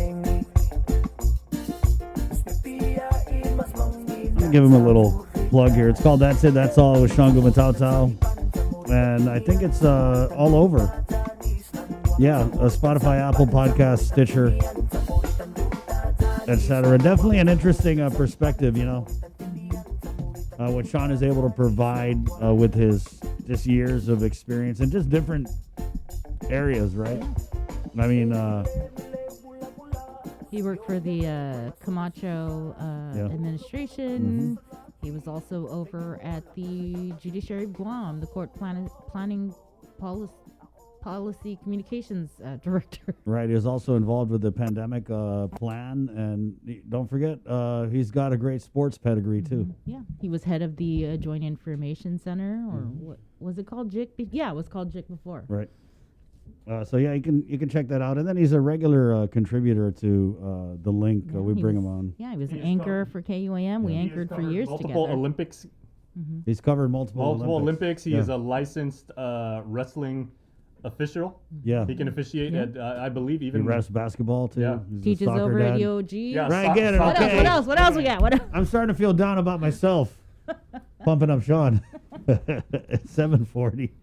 Let's head into the Zoom room where the Emergency Rental Assistance Program is kind of officially kicked off yesterday, but everything's up and online. And so we wanted to bring DOA Deputy Bernie Guinness on to talk a little bit about the application process and eligibility. Good morning, Bernie. Good morning. Hi, Bernie. Hi, Chris. I have here with me Miss Audrey Tapasnia from Guam Housing Corporation. She is the Planning and Development Administrator. But she's also assisting with the, Guam Housing Corporation, and GURA is also in conjunction with DOA and putting this program together. So she's here with me. All right. Hi, well, good Audrey. morning, Audrey. Let's just start, I guess, ladies. If we could just start with the eligibility. Who is eligible for this, and how? So basically, again, there's three criteria that meets the eligibility. So the first one is it qualifies for unemployment benefits, or the individual has to qualify for unemployment benefits or experience a reduction in household income related or indirectly related to COVID-19. Secondly, the tenant must demonstrate a risk of experiencing homelessness or housing instability. And then lastly, there is a household income that they have to meet. If the folks, we have the flyer out. I don't know if you guys have this copy, which I think I sent it to Chris. It will tell you there what the household size and the income level would be. So again, the tenant would have to meet all three criteria. When you say qualifies for unemployment benefits, for example, PUA. Correct. Right. Or, Okay. Again, correct. Yeah. For locally here, it would be for PUA.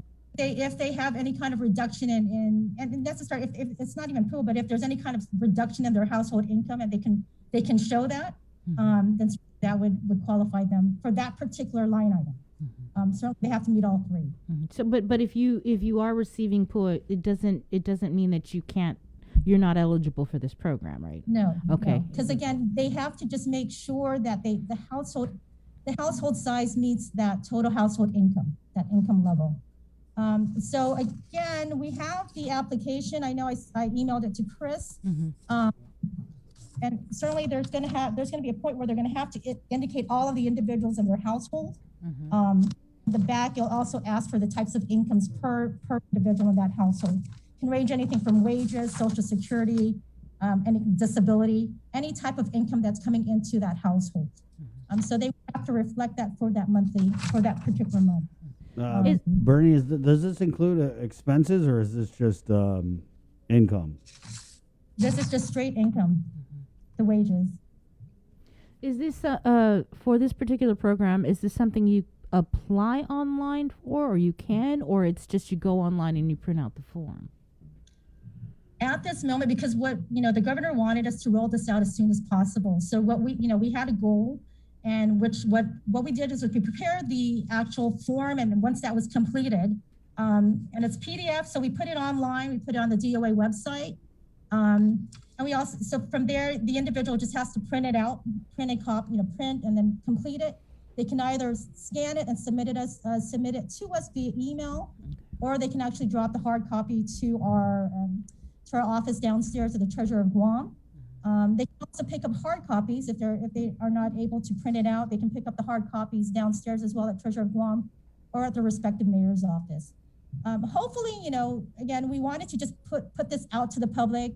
Because certainly there's an immediate need, but we are looking into trying to get the PDF file, something fillable, so that'll be a little bit more easy and accessible to others.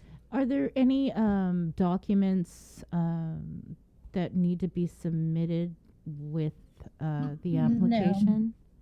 No, not at this time, because this is a tenant pre-application, so any kind of supporting documents will not be necessary. They just need to ensure that they complete the application as best as they can. And then what happens is that once it's submitted to us, give or take a good week or so, week and a half or so, we'll have our intake workers take a look at it, review it, and then verify whether or not they pre-qualify. And once they do so, then they'll be giving them a call to subsequently submit all of their supporting documents.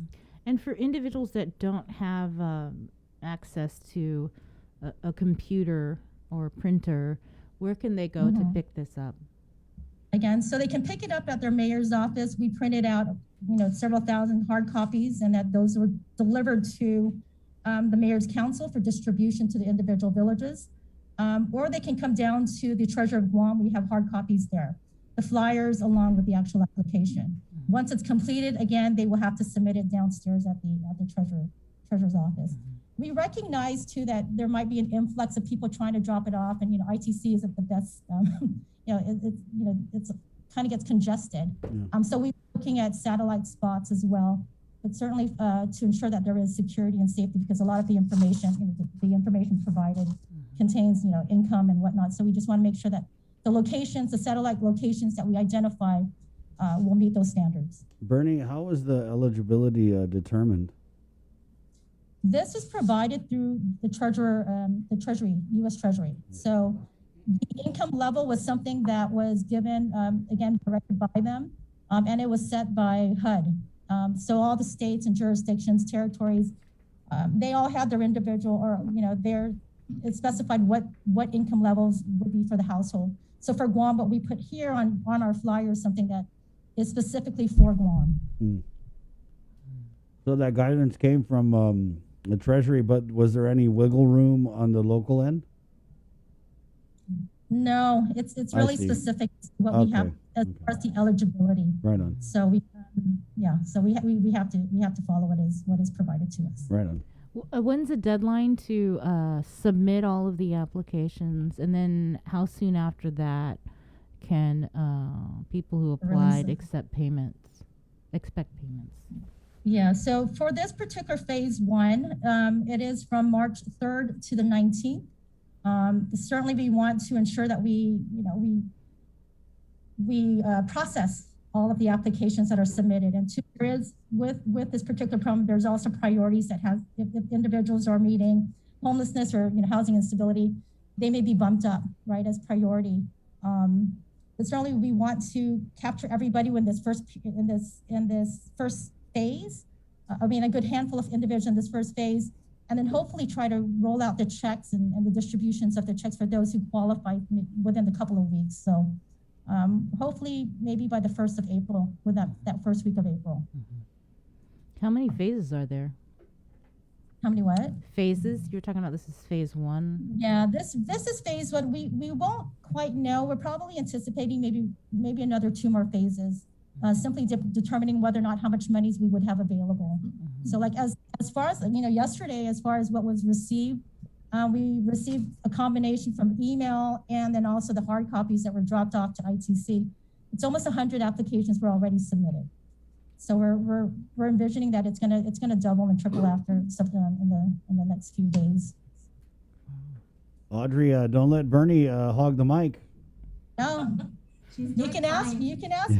What other questions did you want to ask? I wanted to also add to that, Bernie, that based on some of the preliminary data that we were looking at and the the funding that the grant, it is 33.6 million that was awarded to Guam, the government of Guam.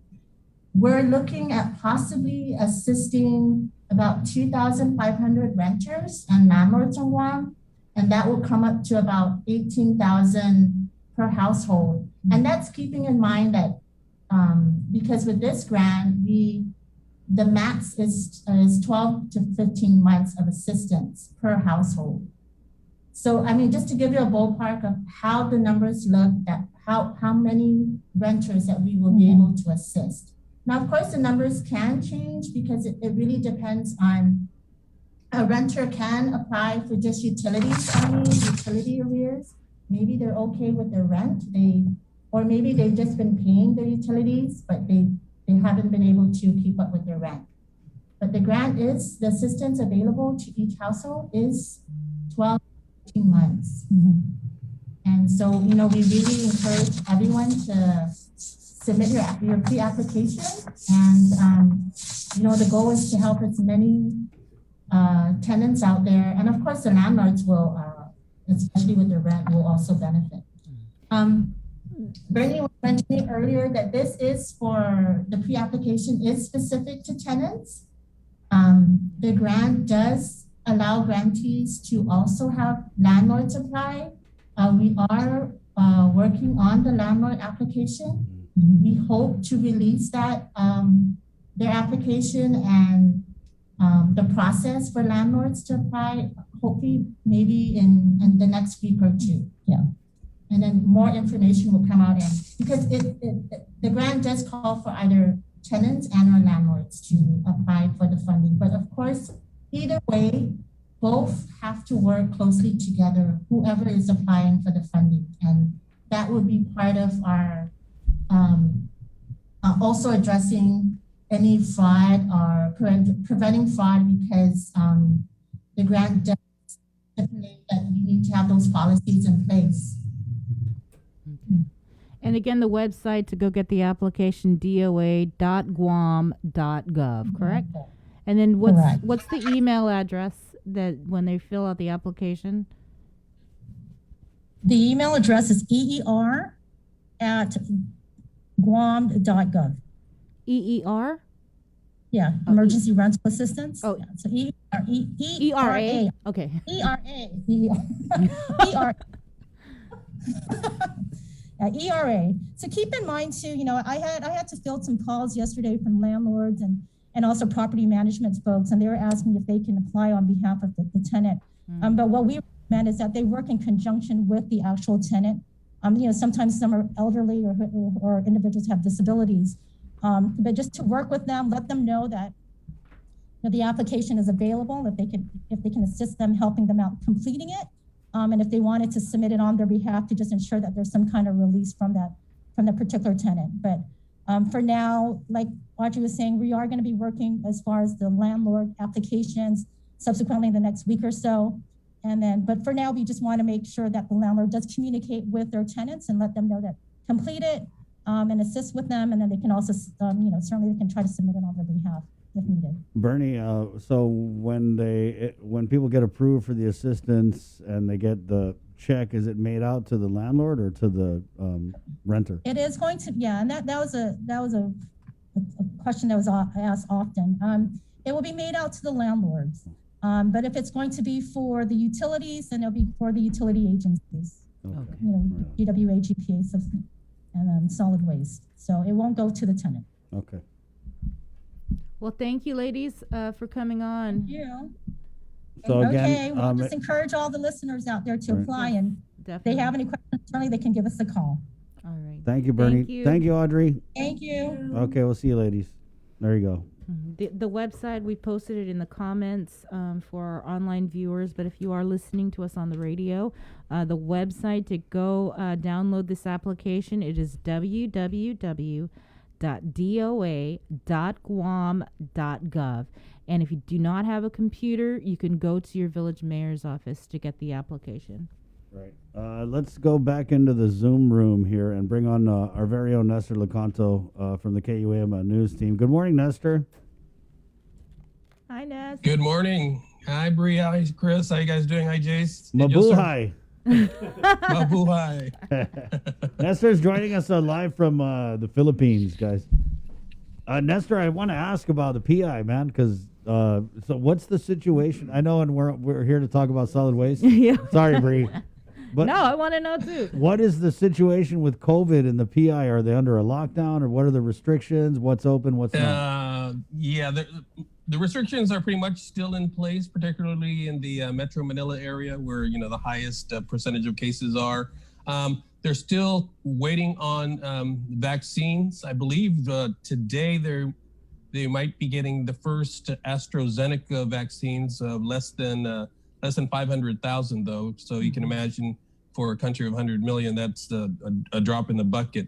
So I think that's what's kind of slowing down the recovery, if you will, or the reopening of the country, is the lack of vaccines. And that's a problem that most less developed countries face across the world. Of course, money gets you the vaccines.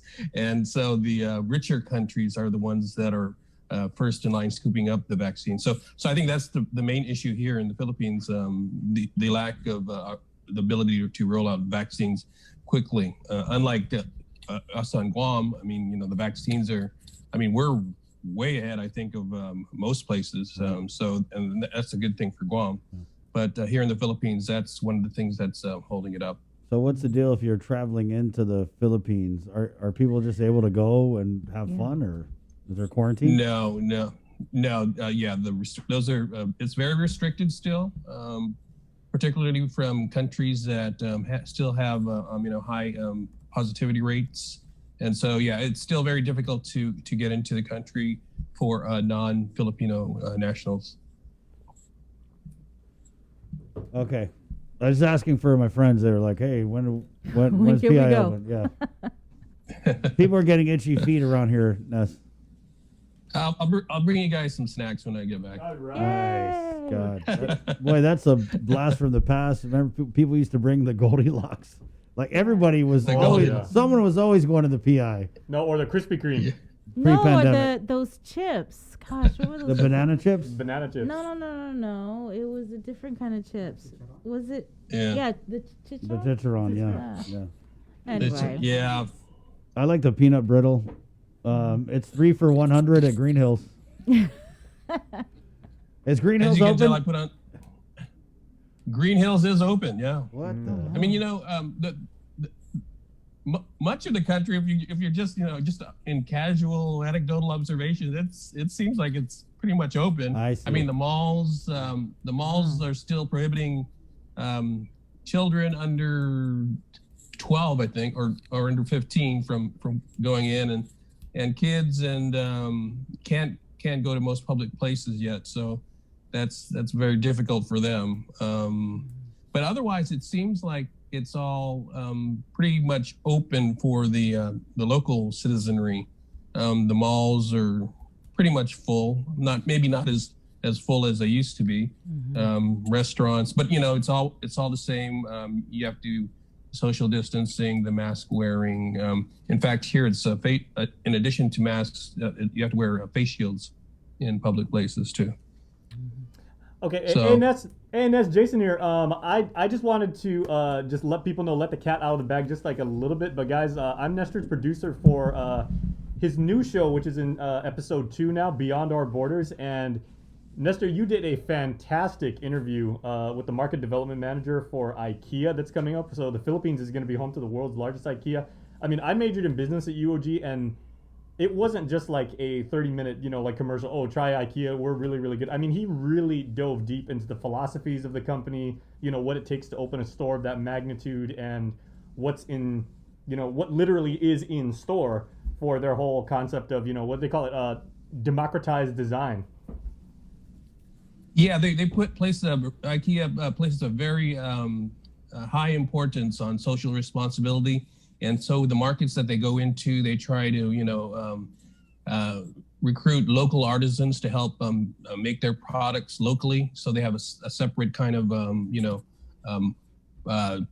area for locally produced markets. locally produced art or crafts too. So yeah, it was really interesting. I didn't realize a lot of the things that go behind IKEA.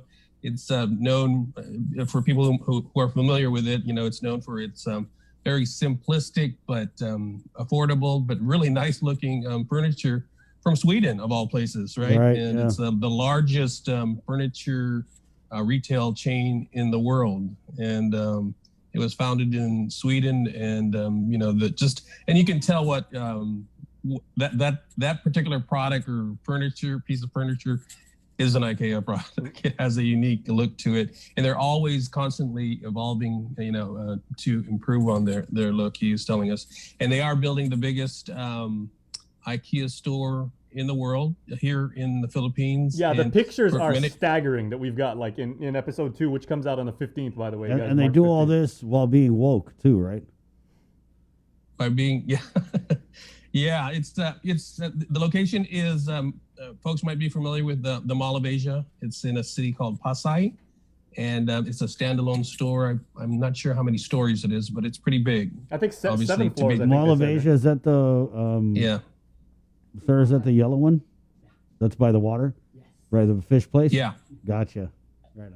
Yeah, and Nestor, you actually opened my eyes to something too, because you were saying, like, right after we finished the interview, that apparently IKEA also has like a world-class cafeteria for customers when they walk in. Yeah, I never knew that. They're known for their food too.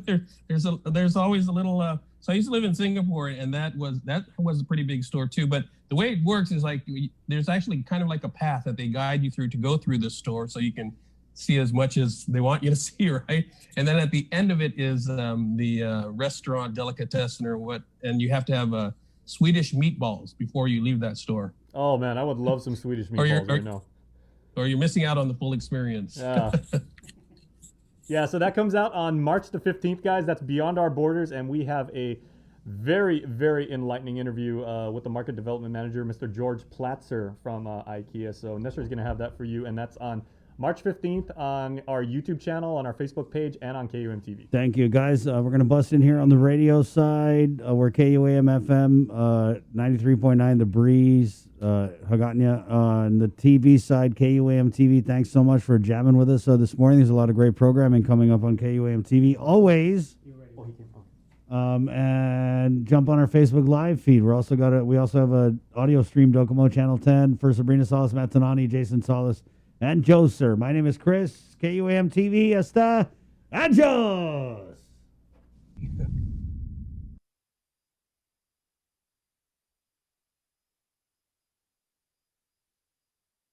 We're back. We kind of got sidetracked there, Nestor, with talking about Green Hills and Goldilocks and IKEA. Swedish meatballs and Krispy Kreme.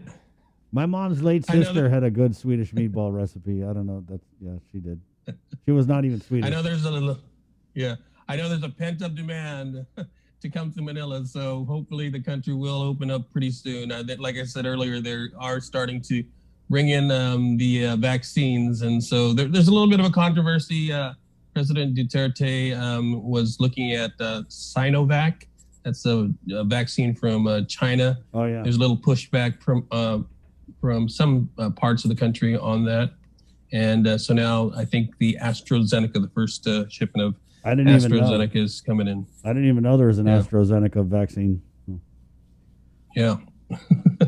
Ness, so we actually brought you on to kind of talk about this interview you did with Larry Gast, the Guam Solid Waste Authority. And it was a great interview. I know it was a long one, and he kind of just gave like the status of what it was like recyclables and just generally the waste on Guam, right? Yeah. So full disclaimer, I am not a subject matter expert on recyclables. You can probably talk to Peggy Denny or Bob Perrin over at Guam Waste Control. They can tell you much more than I could. Yeah. But I did interview Larry Gast, the semi-retired general manager of the Guam Solid Waste Authority. Larry is living in Florida right now, for those who may not know.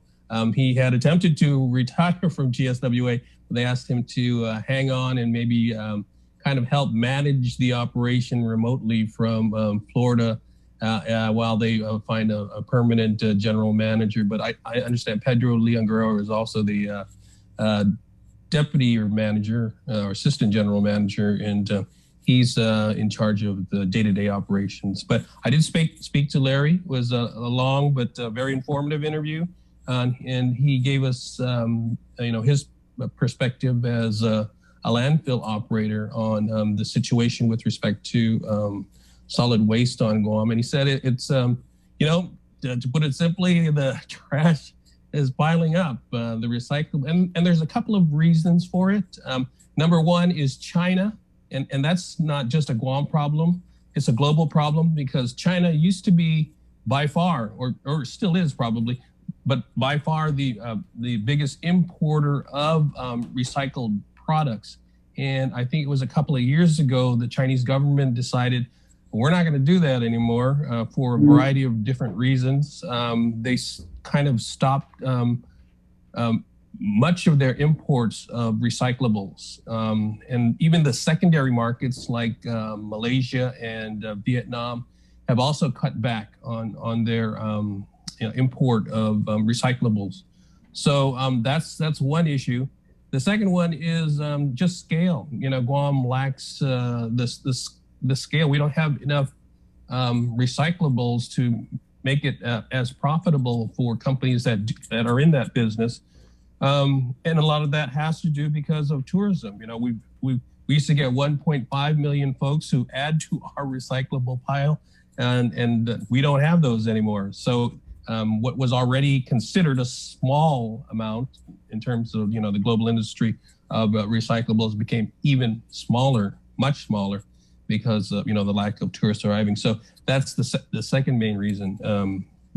China stopped accepting them, and the amount of our recyclables has gone down. Although because we haven't been able to export it, it is piling up. Yeah.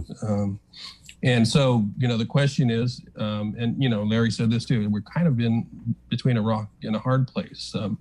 So how do we deal with it? And of course, from his perspective, as the landfill operator lives on, he doesn't want to see that taking up valuable space in his landfill.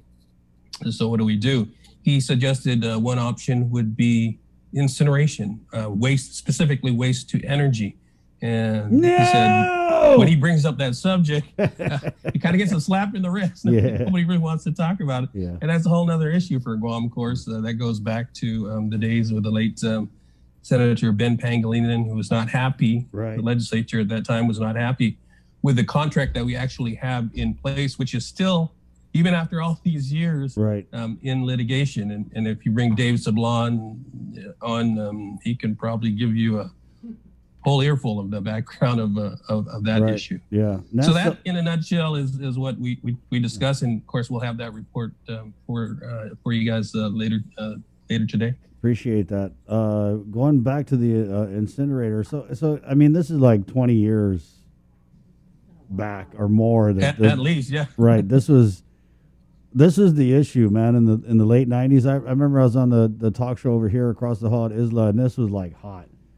But at the time, I'm wondering if the technology and just people's idea of incineration, and also the contract. I think the contract was like the biggest issue, because many people felt that it was going to give people diabetes. It was such a sweetheart deal, right? But so, do you think that the technology with waste to energy has evolved over the last couple decades? And do you think if we just were able to wiggle out of that contract and look at it maybe objectively, that it could be some type of feasible option? I'm not coming down one side or the other. I'm just wondering, because I remember that politics did taint so much of the conversation about an incinerator back then, and of course even now.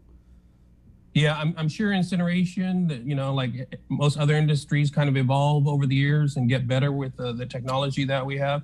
So I'm sure there are, much more advanced techniques for that. But one of the things Larry emphasizes is that it should be a waste to energy facility, and so that the byproduct of it can also be used, productively.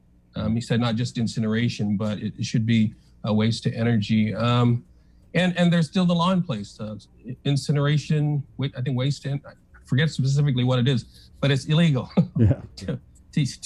for a waste to energy operation. So that law has to be reversed if we want to do that.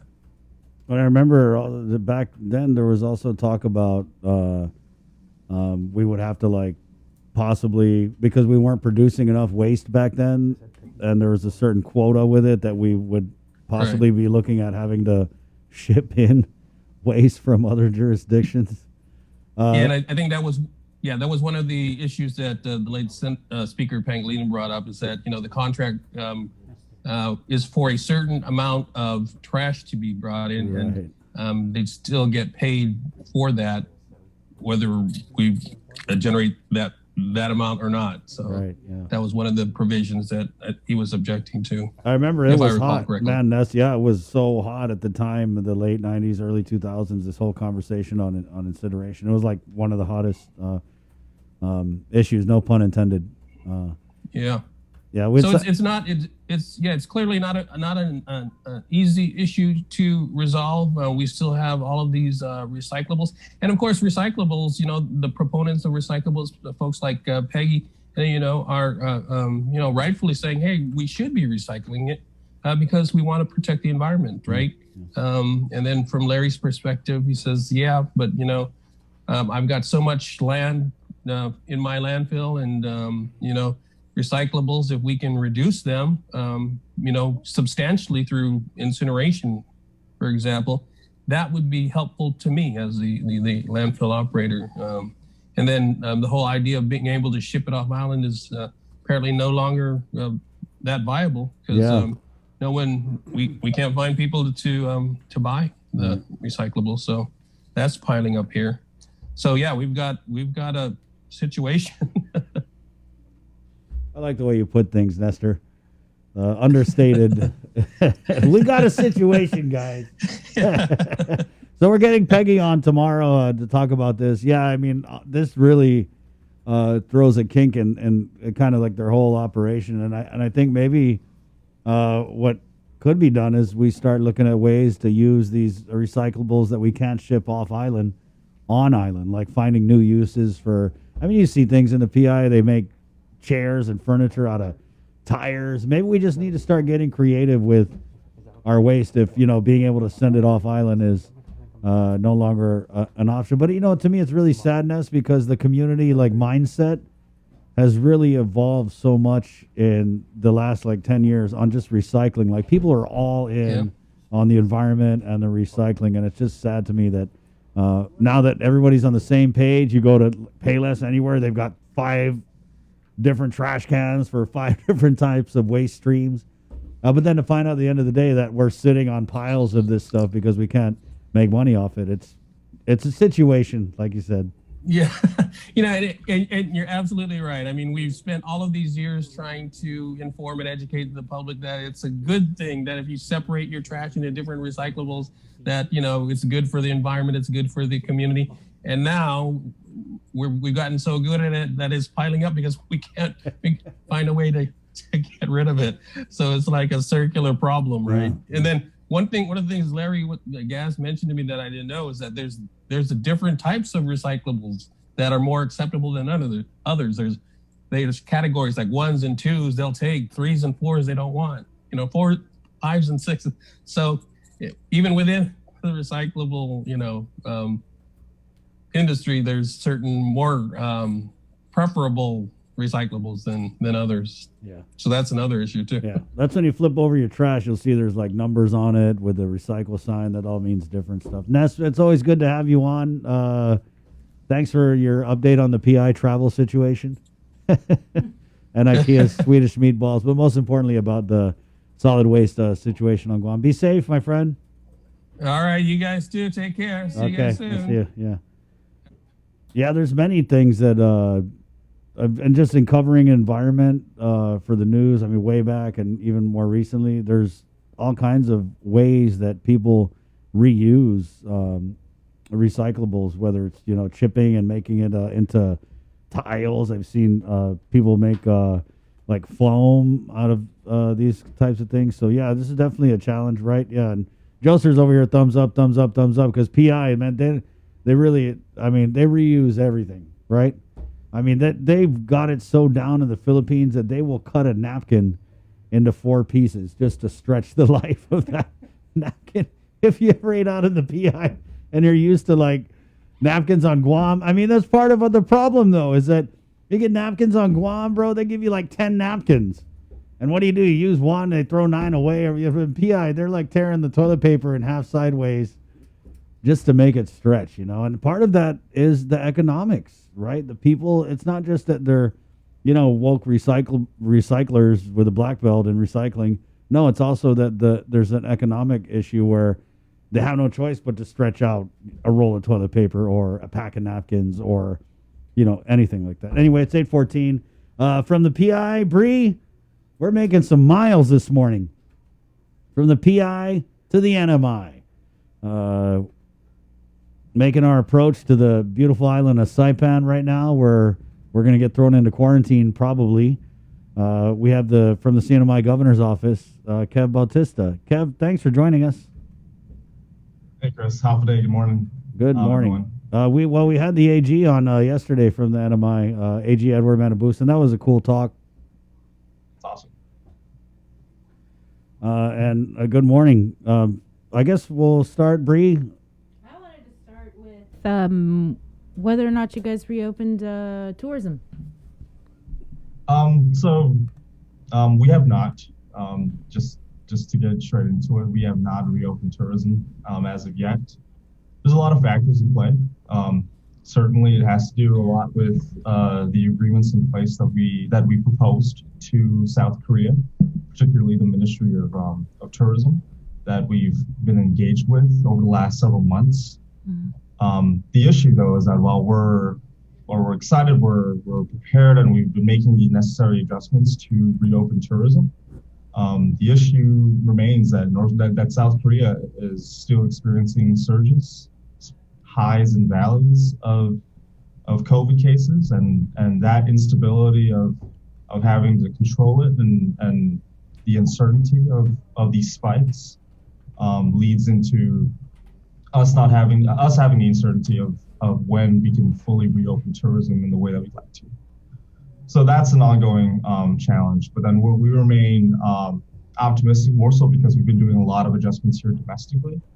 A lot of news coming out of the CNMI has been focused on the Governor's Council of Economic Advisors, which have been really focused on making sure that we have the vision and plans put in place for not just the reopening of tourism, but also for the next 5 to 10 years of what we can do to make the CNMI more of a world-class destination for travelers to come here to the Western Pacific. So what are those plans? One of those plans includes just the revamping of a lot of our tourism sites on all 3 islands of Saipan, Tinian, and Rota, ensuring that we have a proper permitting process in place that allows for the creation of new businesses.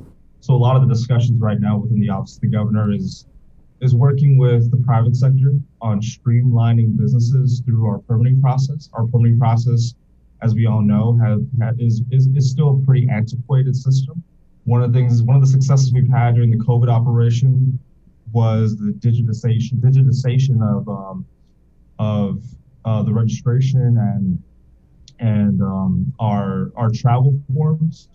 So utilizing that best practice, along with this ongoing discussion we've had since this administration took office, is to really implement e-government services to the business permitting process, whether it be through zoning, through our major or minor permitting process, and the discussions in between on the business licenses and whatnot, and making sure that that's a much more accessible process for businesses who want to come into the CNMI to invest and to create job opportunities for our local people. You know, as Chris was mentioning, we're seeing this One Marianas collaboration between the CNMI Attorney General's office and the Guam Attorney General office.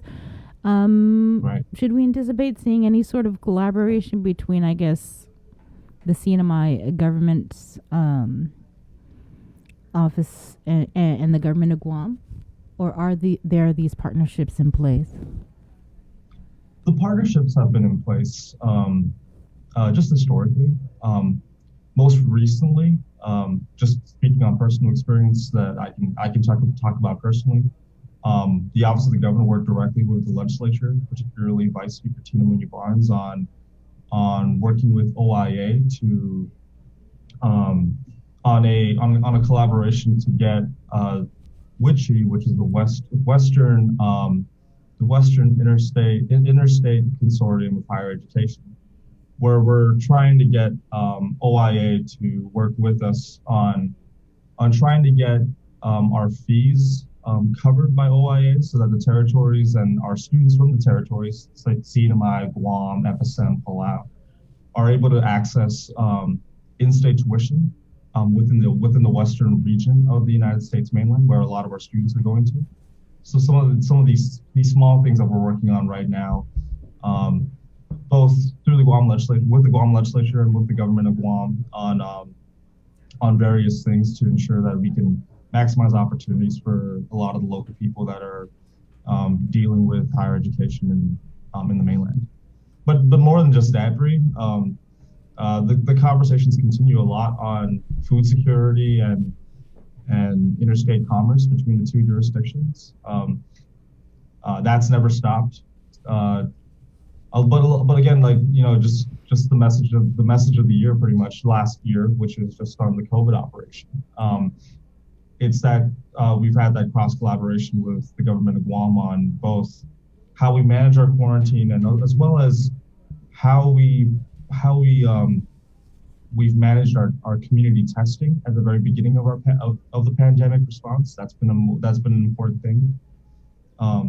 Obviously, that Supreme Court brief that the AG just talked about yesterday is something that has popped up recently, and our AG's office is working closely with the government of Guam on that for a cross collaboration between the two jurisdictions to ensure that we can have on that specific case.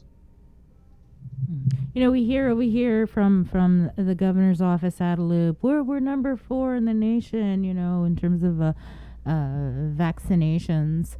How's vaccinations going over there in the CNMI? Are you guys 4th in the nation, Kev? We were number 1 in the nation at one point, but then we're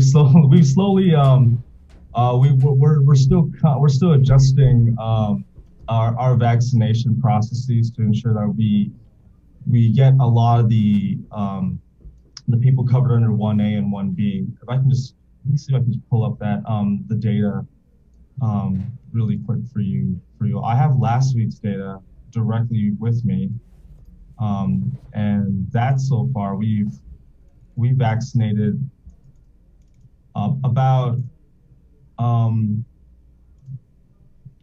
fully vaccinated about so far we've had about 12,000 total vaccinations. 12,000 total vaccinations. So that covers phase 1A, which of course covers our healthcare workers, our first responders, our Manamco age 60 and older. And phase 1B, that covers our government employees within the executive branch and the CNMI government, our autonomous agencies who have agreed to and follow the governor's mandate. I'll get to that in a second, as well as eligible community members as prescribed by CHEC. So regarding this mandate that I'm sure that you both have heard. So Governor Torres recently issued a directive mandating all CNMI government employees to take the vaccination. A lot of this has to do with several factors. One would be here in the CNMI with our COVID-19 response, we've taken a very whole of government approach to our COVID operation, where we're pulling employees from different departments and agencies beyond just what has been delegated through the task force, and certainly mobilize those resources and human personnel to the COVID operation. So for us, what we wanted to do, since we're also reopening a lot more frontline services within our government, we want to be able to vaccinate not just top level management within the government, but also frontliners and everyone else in between. A lot of our autonomous agencies have followed suit, including our Commonwealth Courts Authority, who has been talking about a mandate of vaccination from the very beginning, just because of the exposure that a lot of our employees at the airport has been are potentially exposed to folks coming in from Guam and from the mainland. So that discussion has been made. A lot of our other autonomous agencies, such as CUC, our Commonwealth Utilities Corporation, and a lot of other agencies are now following suit. So we're really ramping up that number in the government of getting people vaccinated, and we're expanding our public messaging and our outreach to ensure that more people within the community are able to receive vaccinations, and not just get the vaccination, just that one dose, but to also have the confirmation through our digital registration system to be able to have that appointment confirmed for the second dose, so that they wouldn't have to be waiting for a second dose. And also, we're continuing to monitor the distribution from the federal government, which would be both the Pfizer and the Moderna vaccines, but also the emergence of the third vaccine, which is the Johnson & Johnson vaccine that just got FDA emergency use authorization approval last week, and we're monitoring.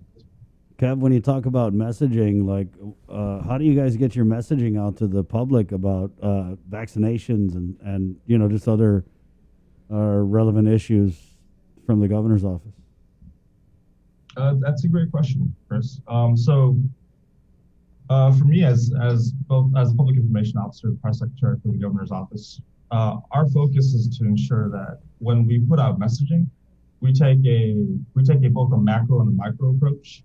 What that means is, from the macro approach would be just through the standard mediums that we've been able to disseminate information, both through email, through the media partners, you both, of course, and the rest of the Guam media partners, as well as our CMI media partners, social media, Facebook, Twitter, Instagram, and through and especially just consistent conversations with our radio stations and our local newspapers.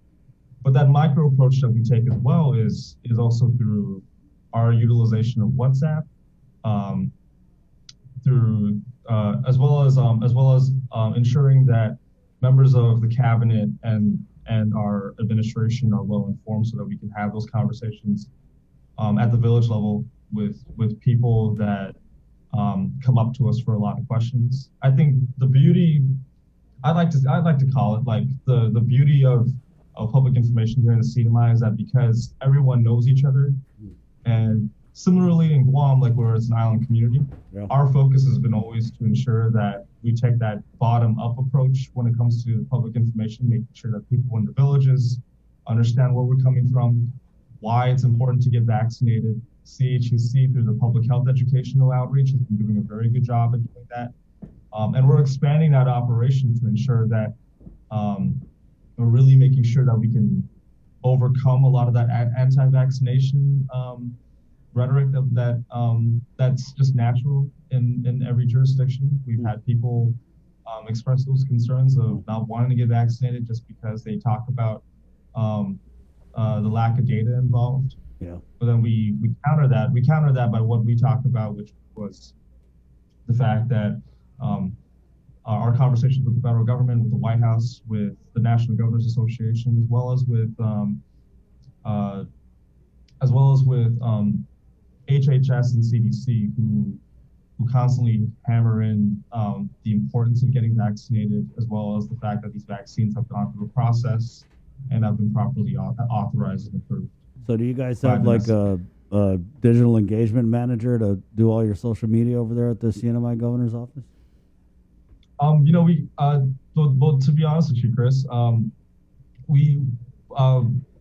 local budget here in the CNMI has taken a huge shot just because of the lack of economic activity. Ours has too.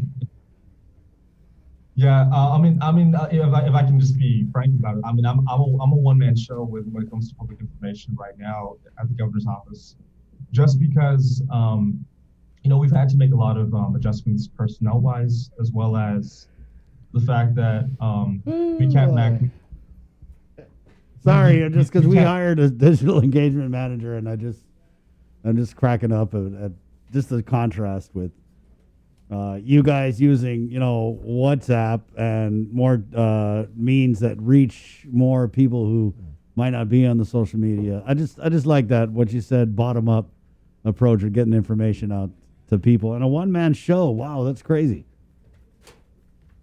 I think it's more so because we have a job to do as public administrators here in the CNMI government, and our focus really is bent on making sure that if we're going to try and get information out to the public, we want to do that in the quickest, the most responsive, but also the most accurate way possible. I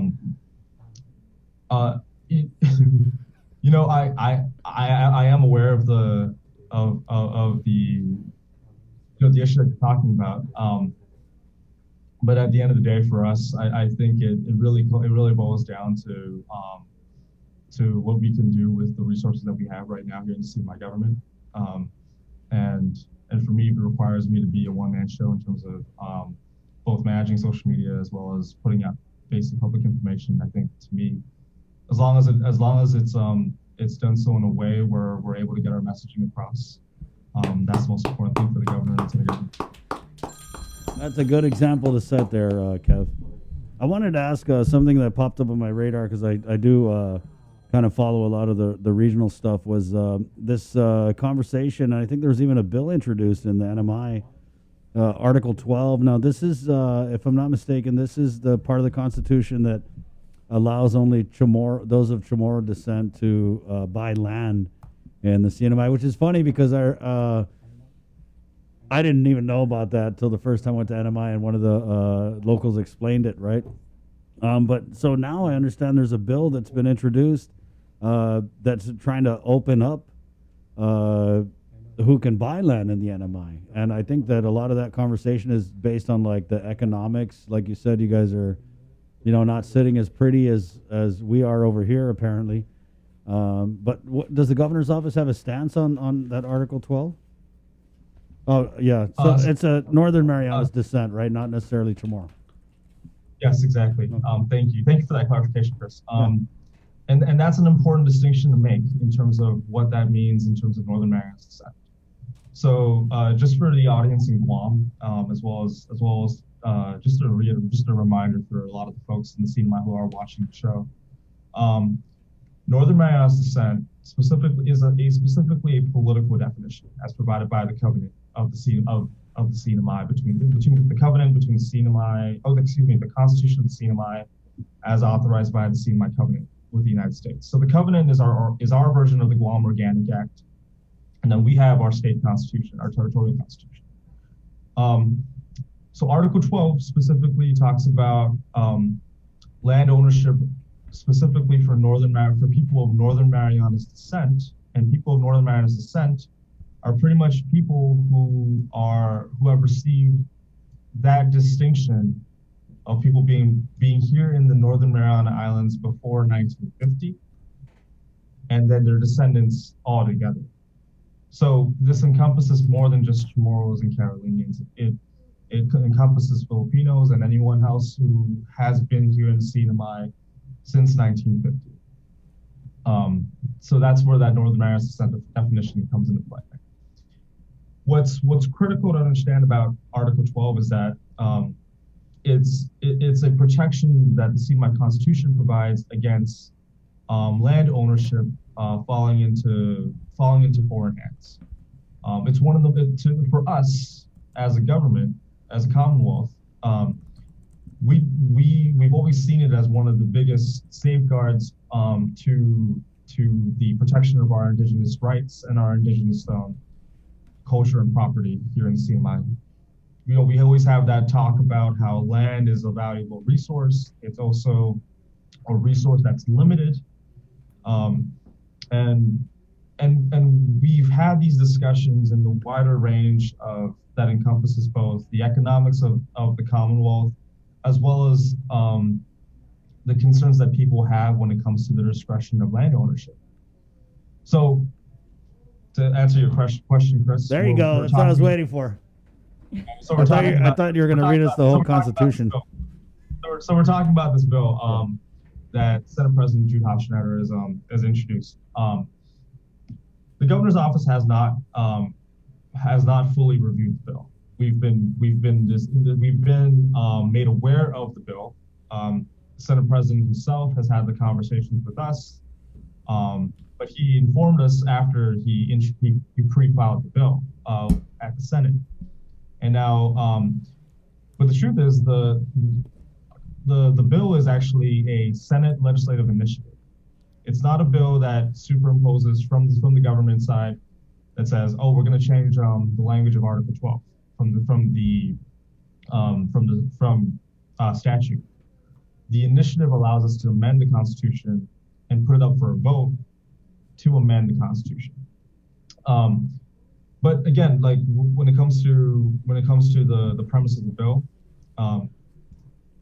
the discussions on both sides has been plentiful over the last 2 weeks since news of this broke of this new legislative initiative to remove the restriction on the alienation of the land. So on one side that we're looking into is the economic side of it, which is, are we able to provide proper discretion for people of Northern Mariana's descent to do what they want to do with their land? And then on the other side is are people who want to make sure that land ownership remains in the hands of people within Northern Mariana's descent. So it's a process in place that we're looking into. At the end of the day, right now, when it comes to this bill, it's democracy in action. We're getting both sides of the equation. We're really trying to understand and really hear out both sides, and then make a decision accordingly if we push this forward as a government. It's a Senate legislative initiative. This requires the legislature to take a hard look at it. So the debate on this issue is bound to be fruitful and is bound to be intense as well. But at the end of the day, the premise of Article 12 still remains the same here in the CNMI, that the restriction of land ownership to stay within the hands of people of Northern Mariana's descent remains the same. But then we also have to continue to take a look at the economics of our islands. You know, the viability of our island economy requires us to make necessary adjustments. And that's always going to be a debate that's not going to be comfortable for many, but we're willing to. But you know, if we're going to make if we're going to make the adjustments necessary to bring the CNMI to a world-class destination that can create an economy that provides jobs for local people, that allows them to support their families, then we have to take a look at that as well. Right. You said the economics of our island, of our islands. Everybody is waiting to see what Congress is going to do with President Biden's American Rescue Plan. And for Guam, we're all anticipated to receive about $161 million. Governor Lilian Guerrero, she's indicated that she plans on prioritizing a portion of that funding for revenue recovery. And there's also a hint of $20 million possibly going to the Guam Visitors Bureau. What about Governor Torres? How much is the CNMI government anticipated to receive from the Biden administration's rescue plan? And how will he prioritize where it's going to go? Thanks for that question, Bree. From the Biden administration package, CNMI is projected to receive about $515 million for state and local government. So this is the state government, CNMI government, as well as the municipalities of Saipan, Tinian, and Rota. The priority for the $515 million, we've had these discussions with our Department of Finance, the governor, lieutenant governor, with our relevant agencies to ensure that we address a lot of our priorities as a government. The first priority, of course, would be to alleviate the revenue shortfall that we've had over the last 2 years. Our budget is currently at an unprecedented level of not being able to fully meet our current level of public services here in CNMI. So the 515 million would be able to be would be used to fully fund a lot of our government services, as well as continuing the work of the COVID operation, because a lot of the money is going to go into ongoing testing and vaccination efforts, and also through the revitalization of our tourism economy. Our economy is only on one industry, which is tourism. So a lot of that money is going to also go into helping our Mariners Visitors Authority with its marketing strategy to our source markets, as well as ensuring that we have the necessary that we continue to make the necessary adjustments on our tourism sites and our hospitality industry to ready up for the reopening of tourism whenever that day comes. So with regards to the agreements with South Korea, is that kind of like off the table now, or what's the backup plan? Yeah, I wouldn't say that it's off the table yet. Just like with everyone else trying to reopen tourism in this region, we're subject to having both parties agree to conditions. We have been pushing as best as we can. However, we have to wait for South Korea to give us that authorization and give us that approval that they are ready to open their floodgates to have their residents leave and then be able to go out into the region for tourism. Again, it really boils down to how they're handling their COVID situation over there. And right now it's hills and valleys over there. They're going through spikes, and we feel like they have this level where they have it under control, and then it spikes up back again. So that volatility of having to deal with that is always frustrating. But we continue to push. We continue to have these necessary conversations where we have a buy-in locally, especially with our legislature, to make sure that we have the tools in place to blitz this as best we can so that we can reopen tourism. Okay. Right on, Kev. That's it. Thanks, Chris. Yeah. Anything else? What about the PUA reduced hours? How are you guys doing on that? Is there any been a lot of people applying? Any kinks? For which, I'm sorry? The reduced hours. So, there's a new guidance that came out from the feds on the reduced hours eligibility for PUA. Yeah, that was a big deal. The change 5 for the unemployment regulations under U.S. Department of Labor is a big deal for the CNMI and Guam. I know that that's a discussion we've had with U.S. Department of Labor. Secretary Vicky Beneventi and the Governor Torres are elated to get that news. We wrote a letter to the U.S. Department of Labor to express our concerns about the initial guidance after PUA 2 was implemented, and now that we are able to address that and have our furloughed employees, especially folks that we've put up for reduction in force, unfortunately, they'll be able to receive that pandemic unemployment assistance, as well as a lot of our private sector employees back for the rental assistance program that we've initiated over the last couple of weeks.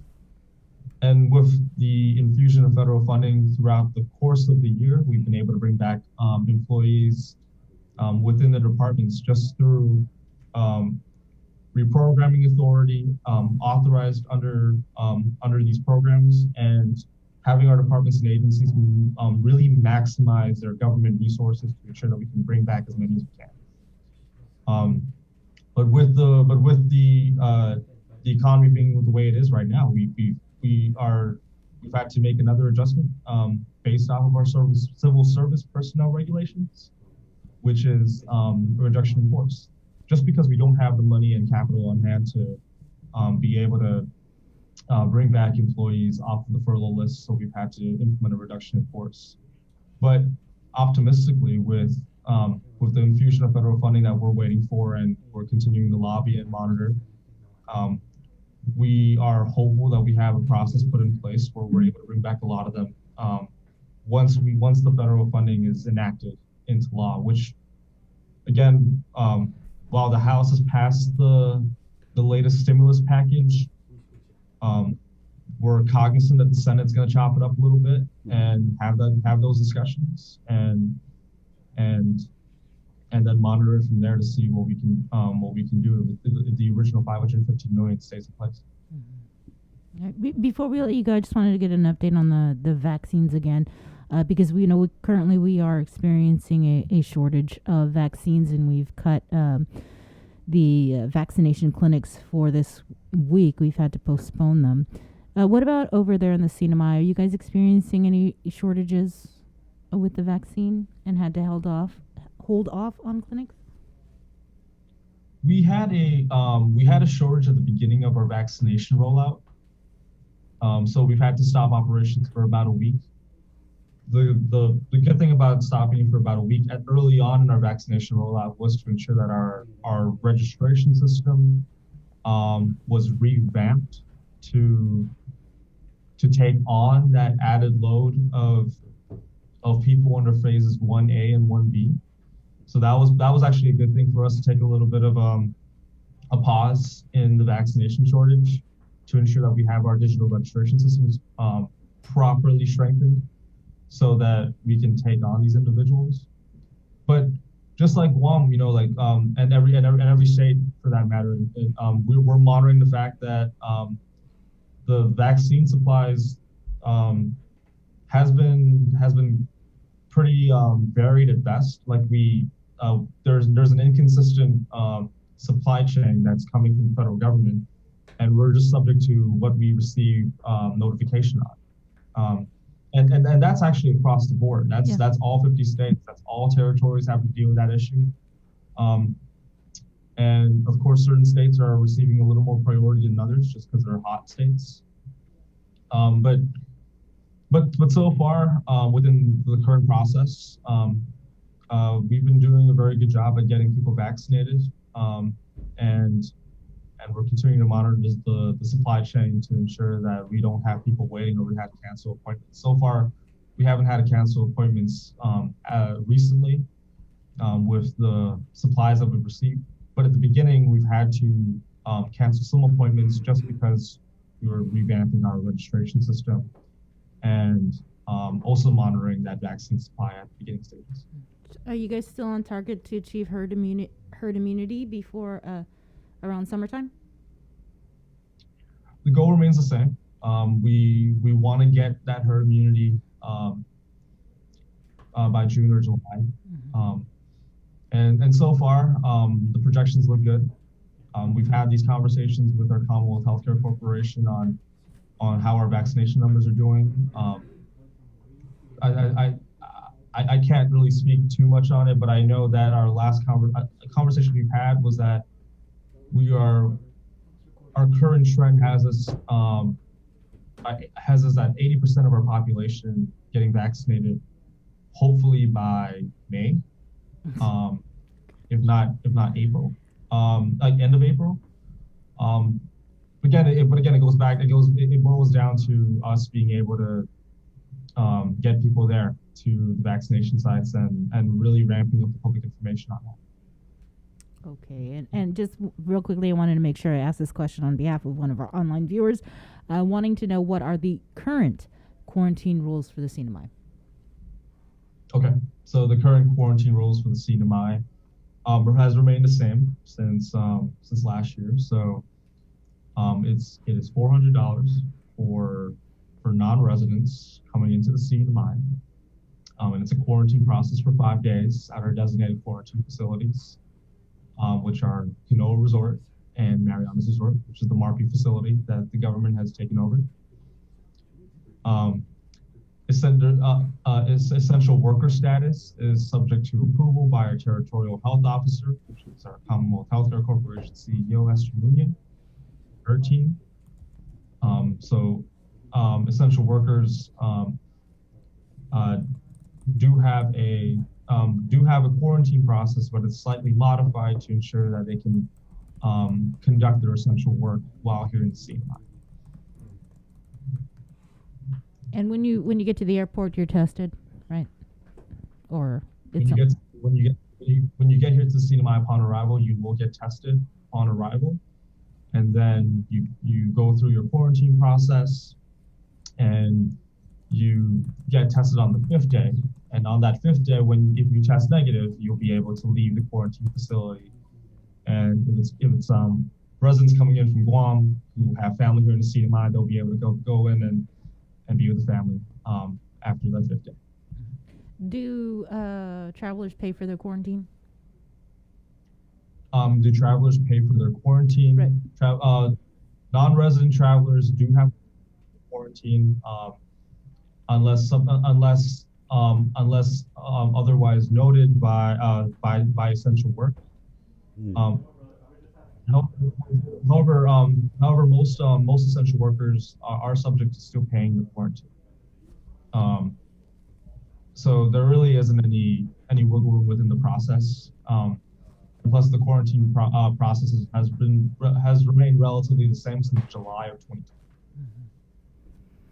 Are you guys? You know what we're doing over here is we're sending out samples of some of the COVID positives to help determine whether or not the variant has made its way here. Are you guys doing the same thing? I do not. I don't know specifically if we're doing that. I can. I'll circle back and I'll get back to you on that. All right. Well, thank you, Kevin, for coming on. Appreciate it, Kev.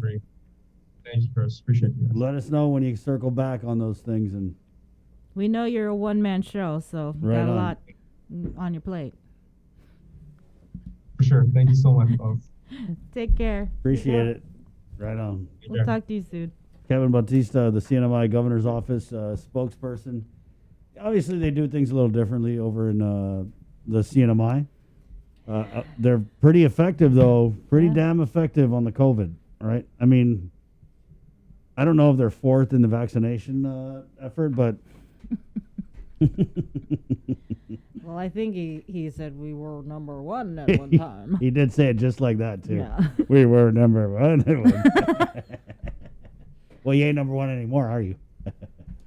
Now it's good talk there with Kevin, especially the insight really of the type of operation that he has to run as like the communications guy for the Office of the Governor and the CNMI. Definitely got his hands full there.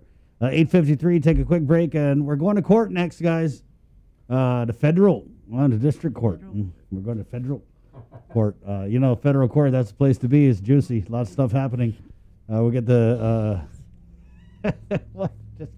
She knows I'm playing. You're a brave man to make those kind of jokes, my friend. It's 8:53, so we'll come back, and we're going to talk about this cool planting thing, Bree, that they're doing over at the district court. We're getting the chief judge and their community outreach assistant here on to talk about that. Coming up next, 8:53, it's The Link. Good morning. Join KU. Only one company on Guam provides every solar energy solution under one roof. Micronesia Renewable Energy. You want solar only? They got that. You want solar with batteries? They got that too. You want outright purchase or lease purchase? It's up to you. Does your solar system need a tune-up? That's what they do. For solar energy solutions from A to Z, you can count on MRE. Give them a call at 632-2613 for a free consultation. MRE, providing real solar solutions built by real solar experts. GU Self-Storage, conveniently located near the Harmon McDonald's. We offer affordable rates, online payments, and auto bill pay for your convenience. Plus gate access daily from 6 a.m. to 9 p.m. Call us today at 648-7867 for more information. Half a day. Does your child have a hearing loss? We are parents of deaf and hard of hearing children and volunteers with Guam's Positive Parents Together, and we are here for you. We know how you feel and have walked in your shoes. We want to help you navigate your way through our educational and medical systems, and most especially, your emotional journey. Please visit us at www.guamparents.org for more information. The relationship between Guam and Manila, Philippines is undeniable as we share similar cultural traditions, history, and heritage, with generations of Filipinos calling Guam home. KUAM presents a monthly look at the capital city featuring in-depth and engaging interviews on everything from medical tourism to new business and government leaders. Veteran newscaster Nestor Lecanto delivers Beyond Our Borders. This special program is brought to you by the Bank of Guam and KFC. Get the job done the right way by getting the right stuff at East West Rental Center. With years of experience helping builders, we definitely got what you need. Call 646-1463 or visit us in Upper Tumon. Open Monday to Saturday from 7 a.m. to 5 p.m. and on Sundays from 8 a.m. to 5 p.m. Hungry? Grab your phone, open the app, make the order. Done! Satisfy your cravings in a safe, quick, convenient way. Make the dash to Uno Go now. uno-go.com or download at the App Store today. Join KUAM and Punta Dos Montes for the Mes Chamorro Masterclass Series, an informative digital series for demonstrations throughout Mes Chamorro. Catch the Mes Chamorro Masterclass Series weekly on the KUAM News Facebook page, the KUAM YouTube channel, and every Saturday in March following the KUAM News Weekend Edition at 6:30 p.m. on TV8 and 7:30 on TV11. We'll highlight Guam's talented crafters and artisans teaching artisanal skills of our Chamorro heritage. Viva Mes Chamorro! From Punta Dos Montes and KUAM Communications. See KUAM.com for the complete Mes Chamorro Masterclass series schedule. We got your 6. At 6 a.m. with the link on Breeze 93.9 FM. Bree and I connect you with all the latest news and information you need to know to start your day. Then check back with Guam's news leader at 6 p.m. for the day's top headlines with KUAM News Primetime. From 6 a.m. to 6 p.m. and everything else in between with KUAM Digital, we got your 6.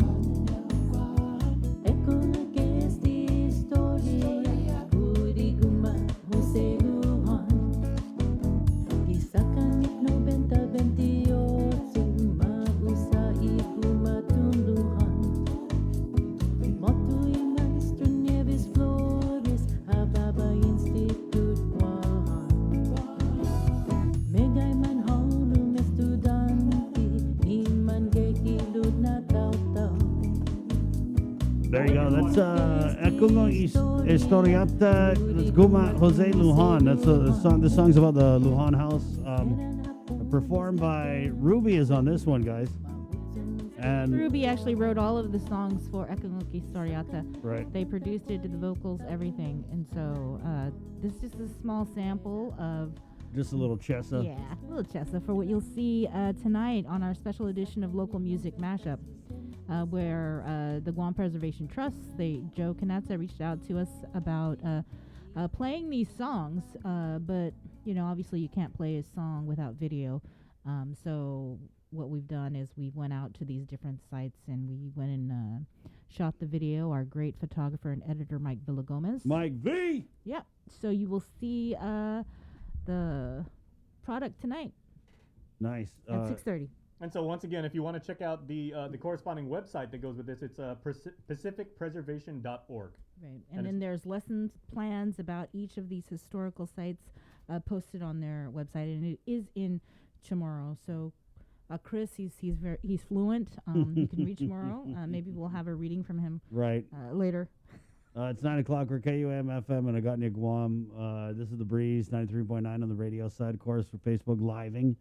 Right now, let's go to the Zoom room where we have the Chief Judge of the U.S. District Court of Guam, of course, Judge Francis Technical Gatewood, and she is joined by Haley Gibbons, who is the outreach coordinator assistant for the district court.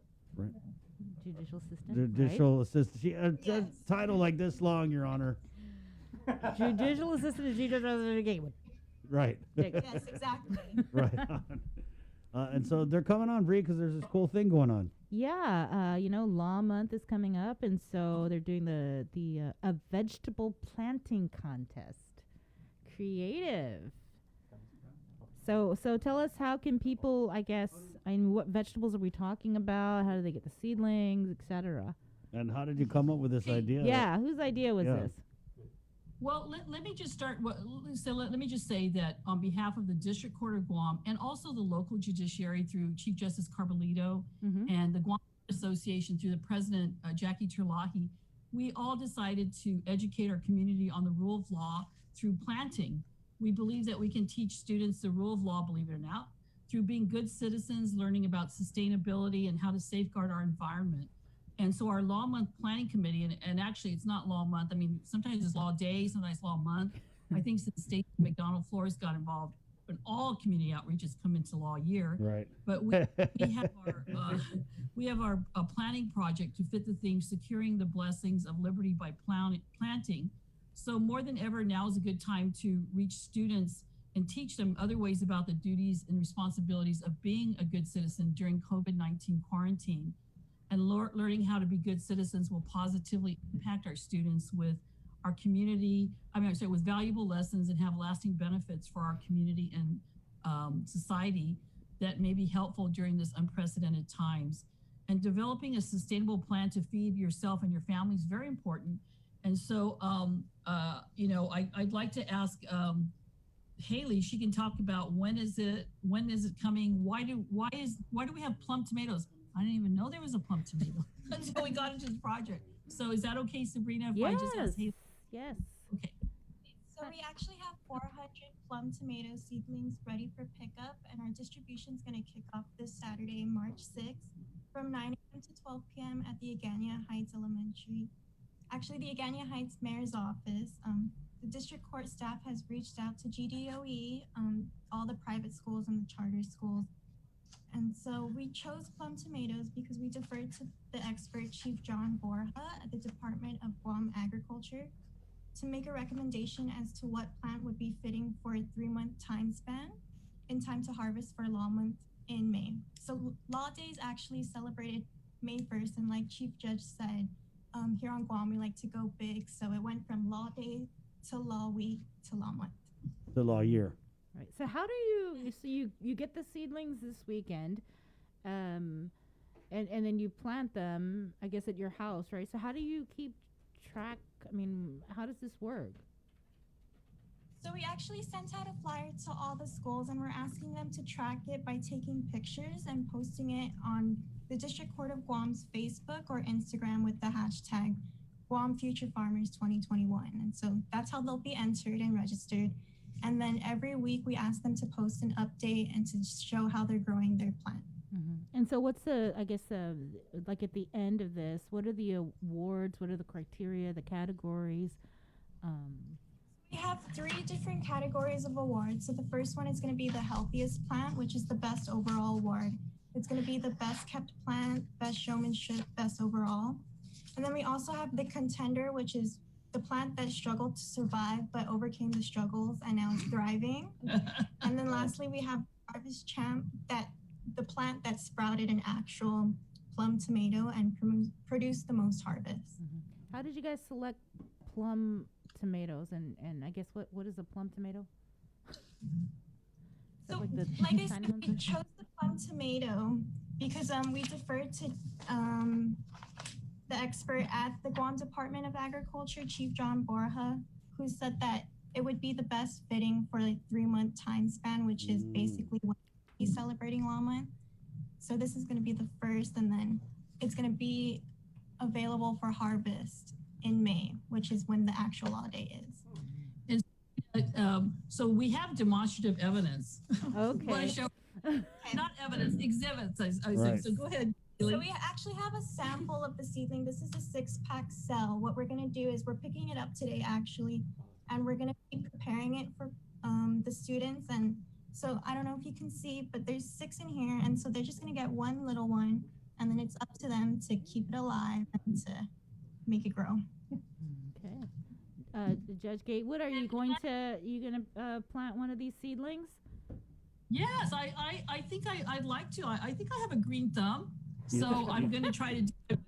I've been telling my husband that I want to have a little garden in my backyard, but you know, he handles the gardening and everything. I think he's a little scared. Yeah. But I don't know why. I mean, I can sustain a plant in my chamber, but I haven't done it. I haven't done one in my yard. Is that a real plant though, Your Honor, in your chamber, or is that one of those plastic well, ones? I have a fake. I do have a fake banana tree, but I have real plants.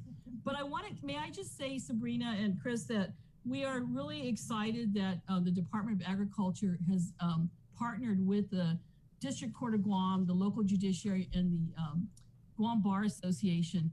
Director Chelsea Munya Brett was very supportive and enthusiastic to assist us when Stacy McDonald Flores, my community outreach director, spoke to her. And Chief John Borja was also very insightful. You heard Haley talk about his planting tips and advice, having us have a plum tomato. This is the first time, of course, we've ever hosted such an event. And also program coordinator Ursula Herrera was very instrumental in coordinating the event with us.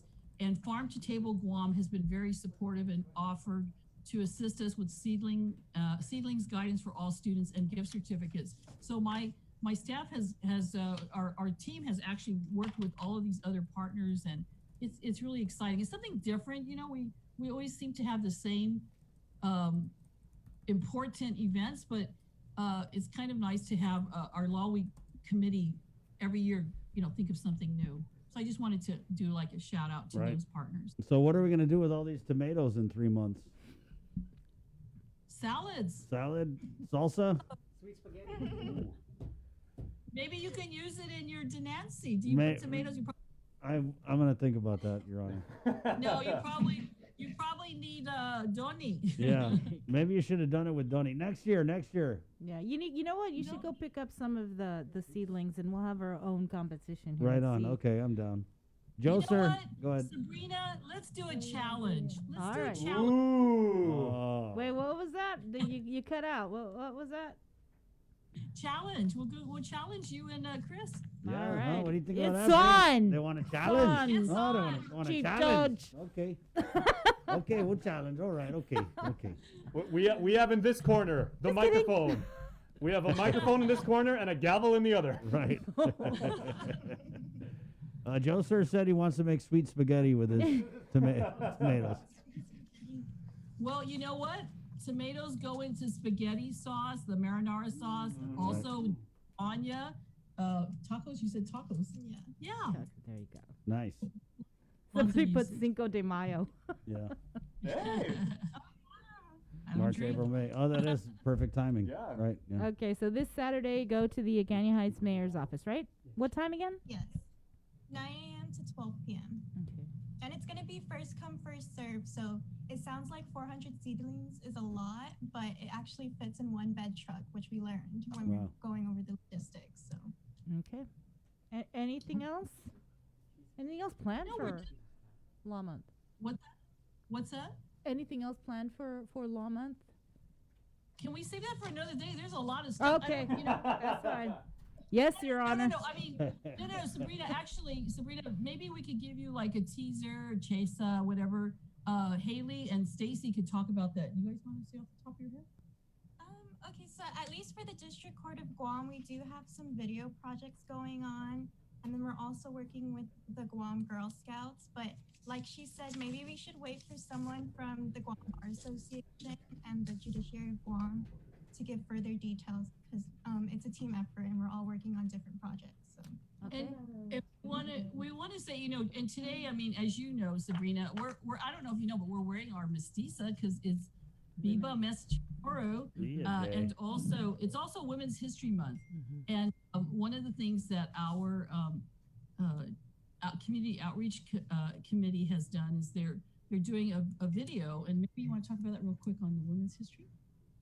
Okay, so here at the District Court of Guam, one of the projects that I'm working on with our intern Shane Healy is a Women's History Month video project. And so we're really just asking all the women of the court which woman inspires them the most, how they came about working at the District Court and just their background and what they've done for the court.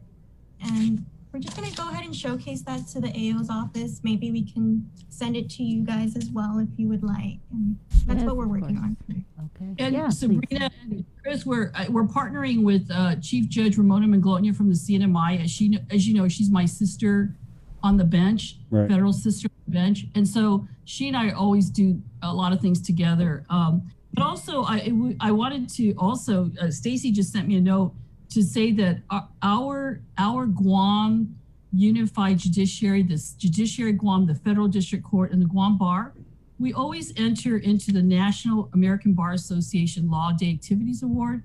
And I'm proud to say that we won again. This is the 8th year, and I think it's almost like the 8th year in a row. So we won the 2020 award for that. And there was a virtual awards presentation that began this morning. And then I just got off of it. I didn't even get to watch the awards because we had our link with you. So anyway, that's kind of a very nice recognition of how our judiciary works together with the Guam Bar. And, you know, and I want to say, especially the Guam Bar, without the attorneys who go out and, you know, work, do pro bono service and just represent different individuals who are having difficult times criminally and civilly, without them and without them promoting the rule of law, it would be very difficult, I think, for our island judiciary, our island justice system to work well. So just a recognition of Jackie Terlahi and the Guam Board of Governors. I just wanted to indicate that.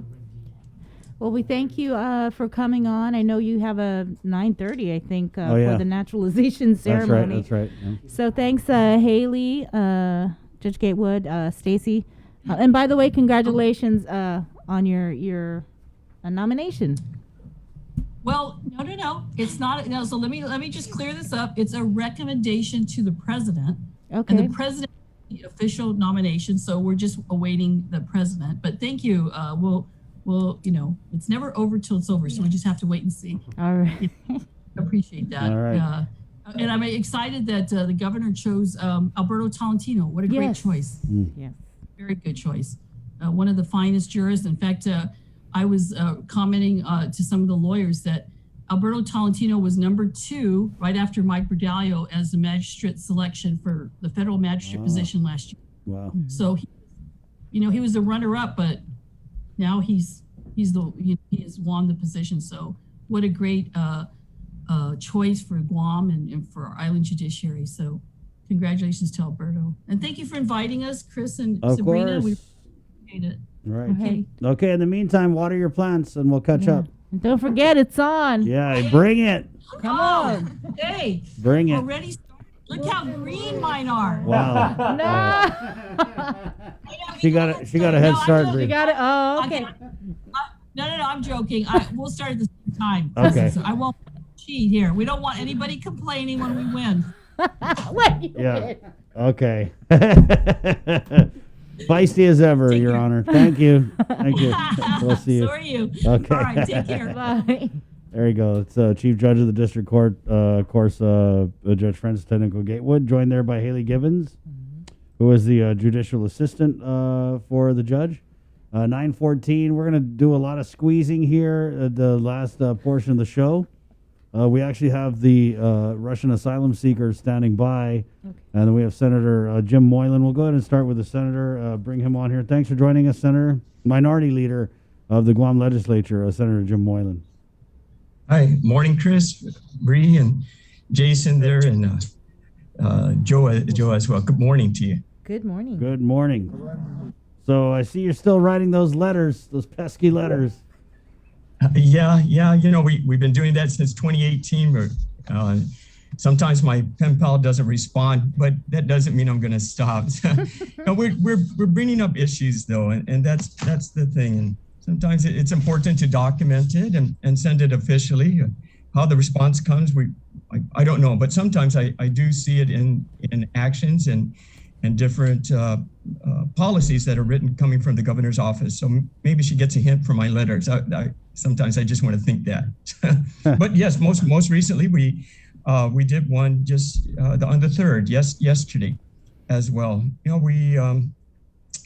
I had that discussion about the liaison position in DC, and I'm just wondering, tell me what's new, what's going on with our liaison position in DC. And we have a bill that we introduced in the 2018 and also again in the 36 Guam legislature too, where because of a mandate in public law that this office is required.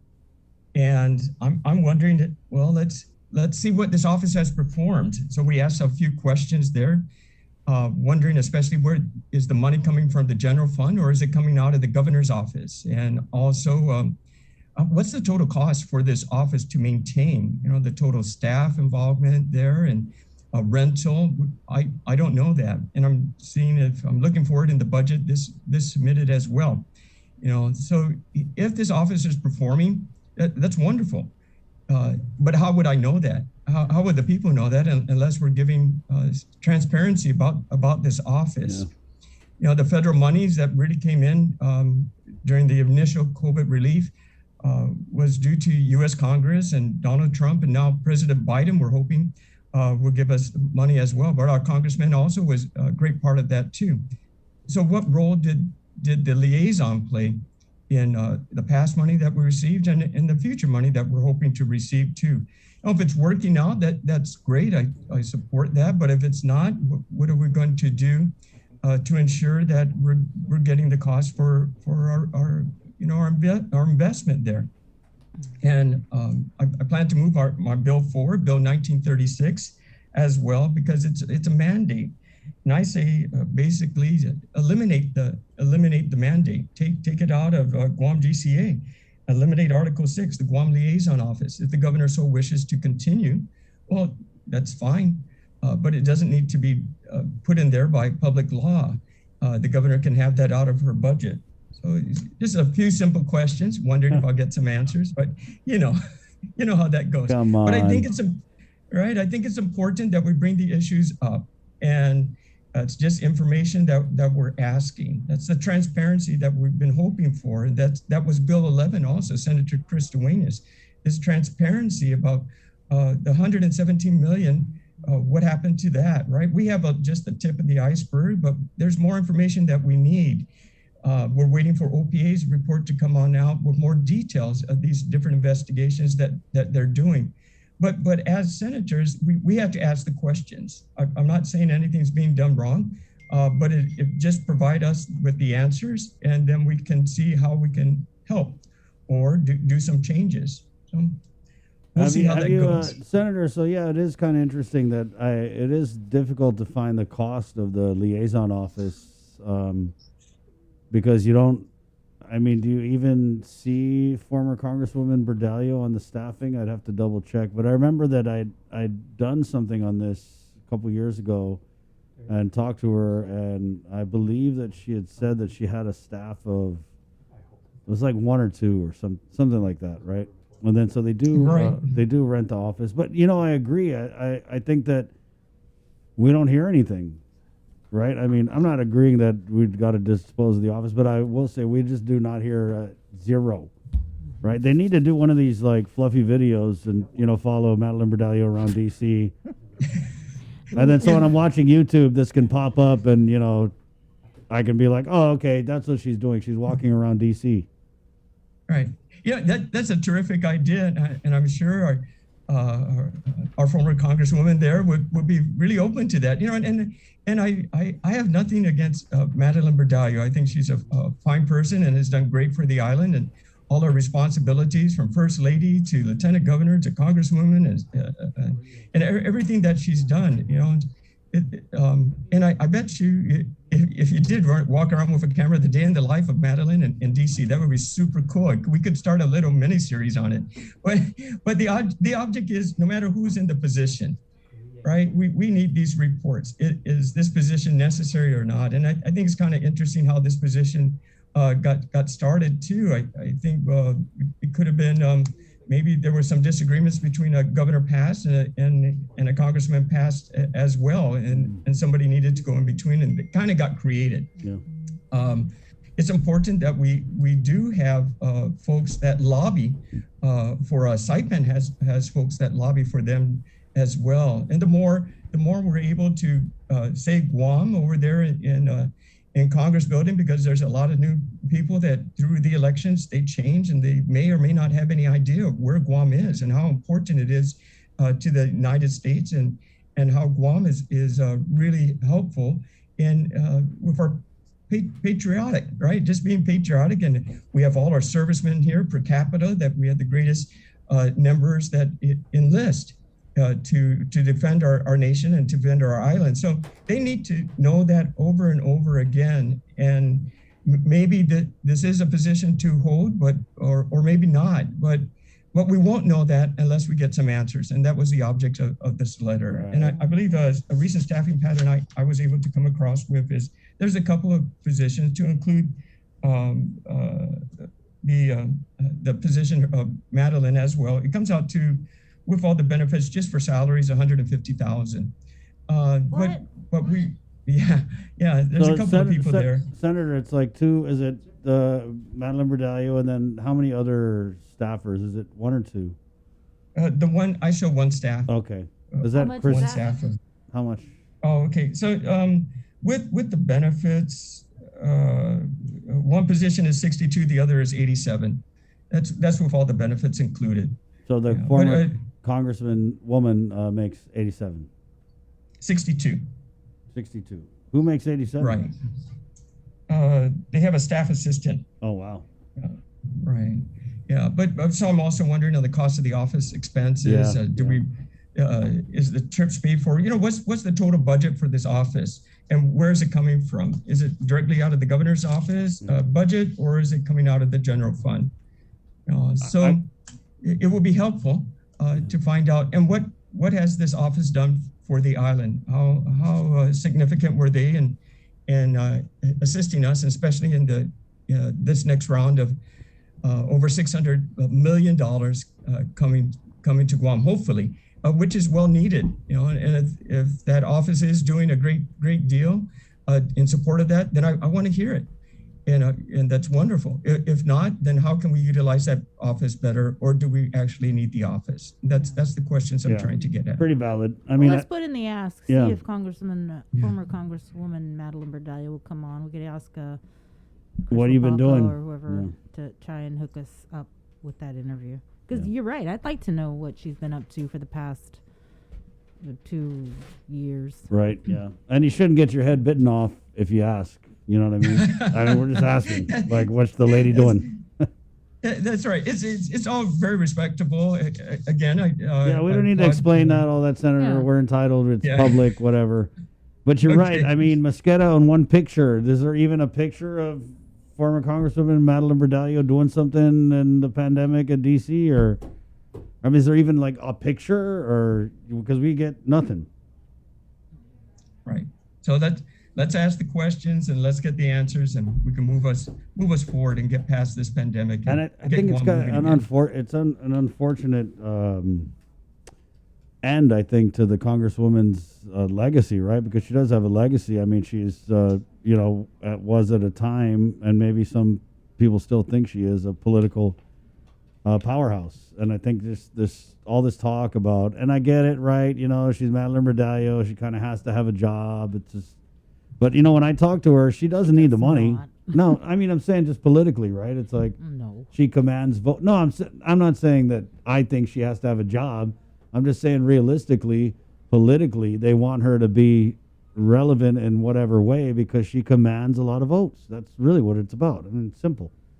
But when I talked to her, she said flat out, she's like, Chris, I don't need the money. Obviously, she doesn't need the money. She's there because she wants to help, I guess. So all we're saying, and, you know, this is, again, something that we looked at a couple years ago is what kind of help are we getting, right? Because you're right. We don't really hear anything. But I want to say also, Senator, that I looked into the previous D.C. liaison, Margaret Metcalf, when she was in D.C., and it was pretty much the same thing. I mean, I had a hard time getting a hold of her. What did she do? Well, no one knew what she did. So this position is really like, to me, it's kind of like a tread water.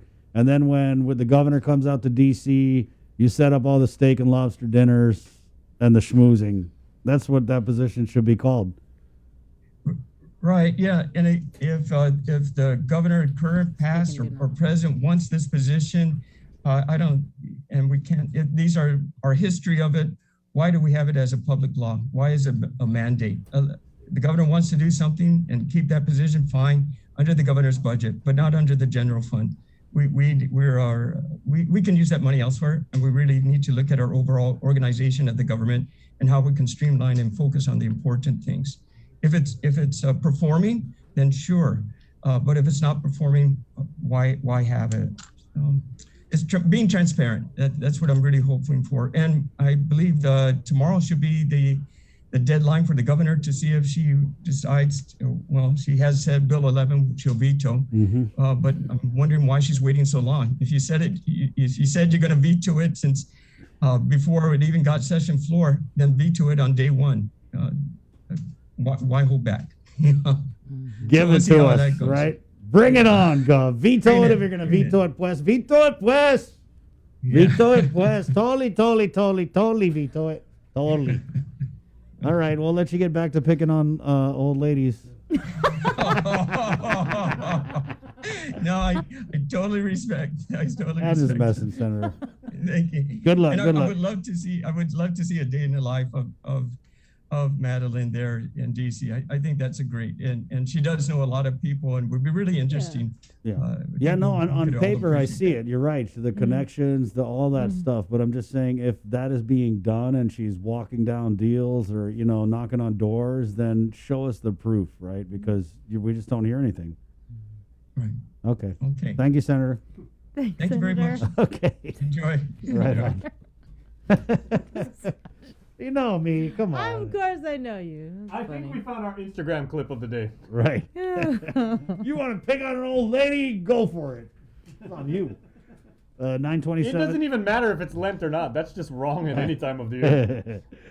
9:27. Let's go to the Zoom room where we've got Andrew Yusov standing by. And remember, we had interviewed these asylum seekers. I want to say it was last month, right? And they had told us that they were going to be starting a hunger strike. And so we really wanted to catch up with them, and as they are in the midst of this hunger strike now.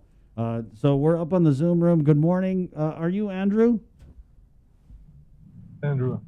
Or whoever's going to talk, that's fine. Hi. I am Andrew.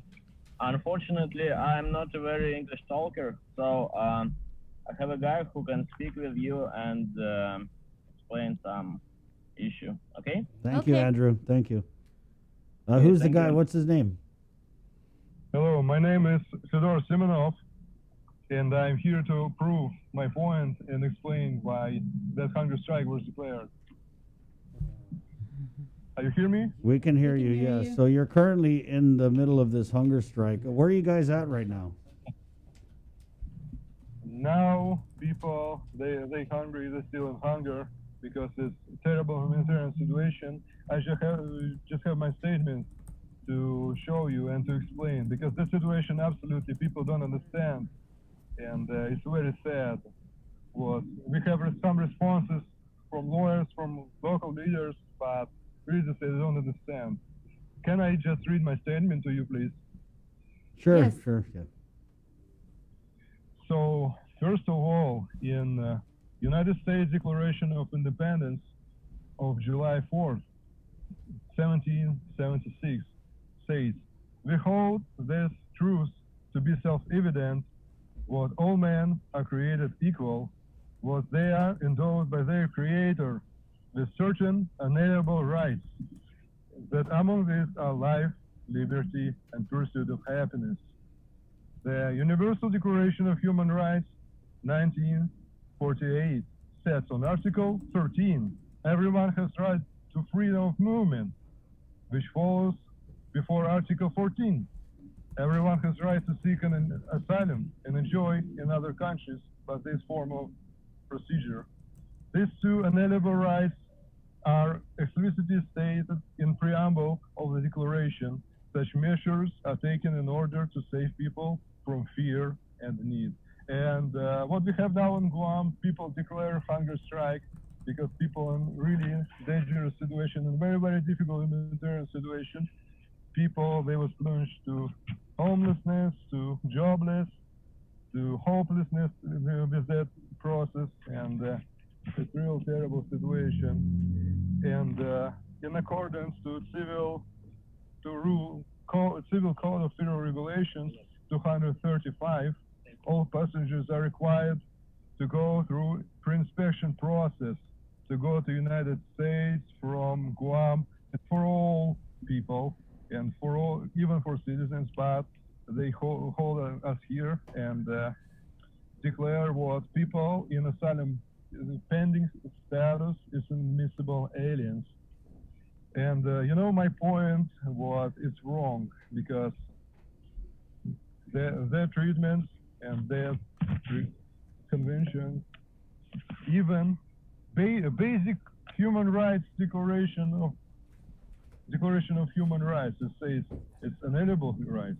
And in the United States especially, because that country was formed in that principles. And we need to say it's strange because in the Immigration and Naturalization Act, it says 45 days to conduct an interview and 180 days to issue their decision. They can approve or deny that people, and they can go to different country and seek asylum in different country. But here people stuck in humanitarian needs, and it's very sad, and people declare hunger strike. And some of people, they have suicidal depression, and it's real very sad. And I ask United States government to help those people, and especially in Refugee Convention 1951 and the protocol that gives the government discretionary powers to grant the form of international protection. But according to Convention Against Torture, it says the provision assistance to victims of torture is mandatory requirement. And according to Article 14, governments are obliged to take prompt measures to rehabilitate victims of torture.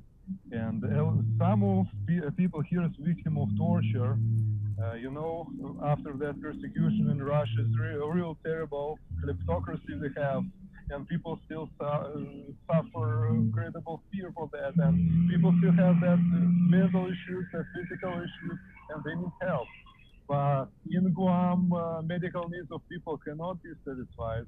You know, even locals people, they go to mainland, they go to different countries, and they cannot be granted any permission. And the burden to be granted advance parole is very high, and it's possible to be granted to go to different country. And it's absolutely hopelessness, and they call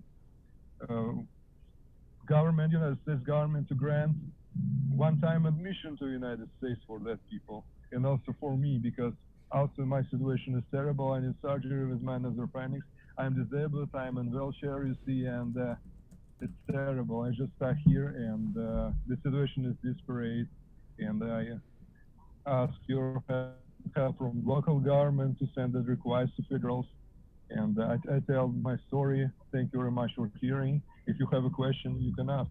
We're okay. We just wanted to get your story out there. And again, these are asylum seekers out of Russia who are they're seeking asylum, and the process is stretched out into years. We did have Juan Carlos Benitez, who's an immigration attorney, on briefly. He's actually coming on tomorrow about some other stuff. So maybe we can, what is that they say? Circle back and get more details from him on that. We're going to take a break, and we're coming back with Malia Ramirez, who is a the Guam historian, next right here on the link. Good morning. Get the job done the right way by getting the right stuff at East West Rental Center. With years of experience helping builders, we definitely got what you need. Call 646-1463 or visit us in Upper Tumon. Open Monday to Saturday from 7 a.m. to 5 p.m. and on Sundays from 8 a.m. to 5 p.m.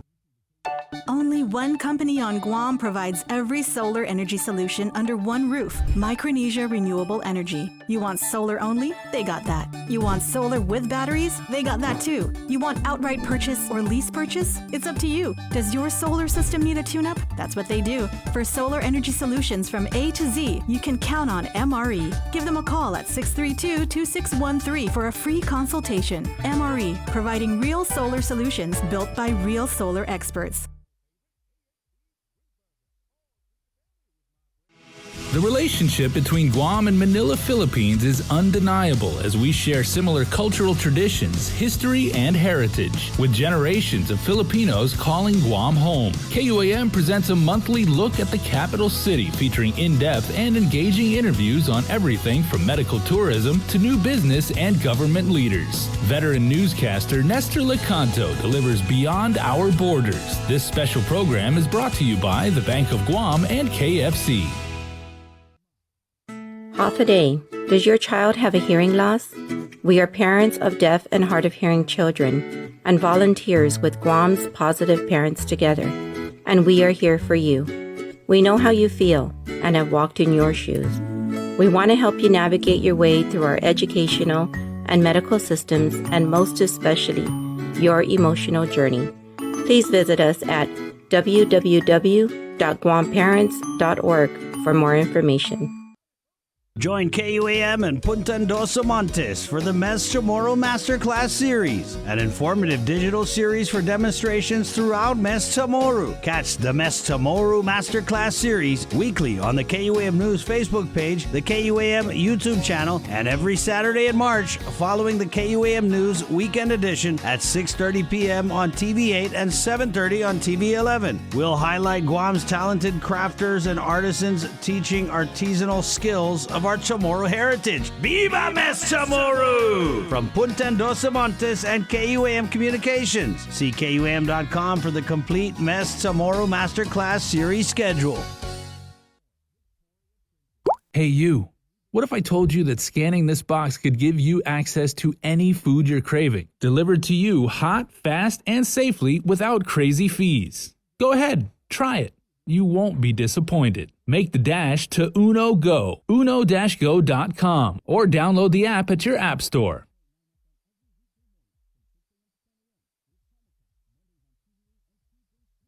We got your 6. At 6 a.m. with the link on Breeze 93.9 FM.